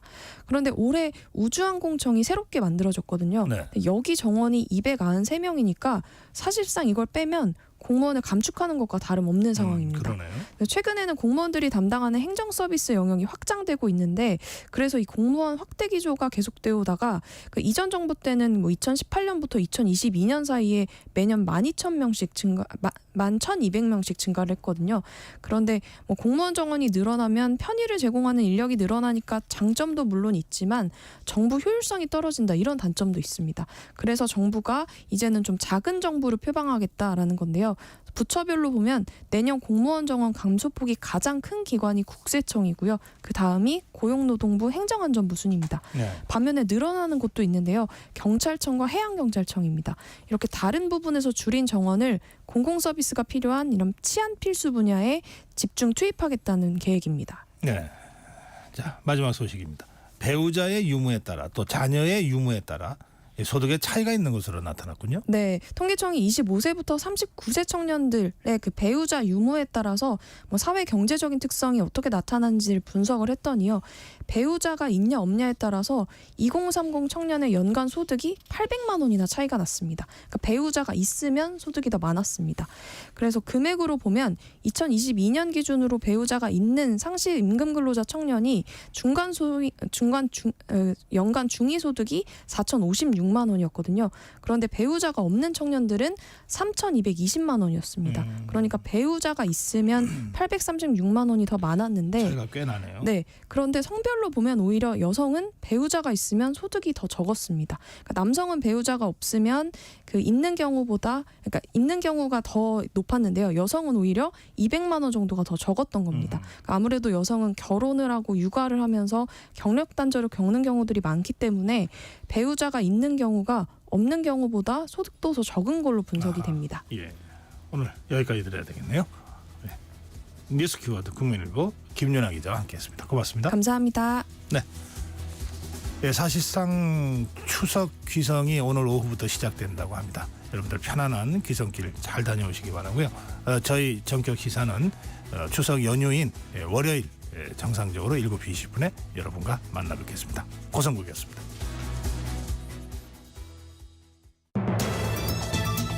일상생활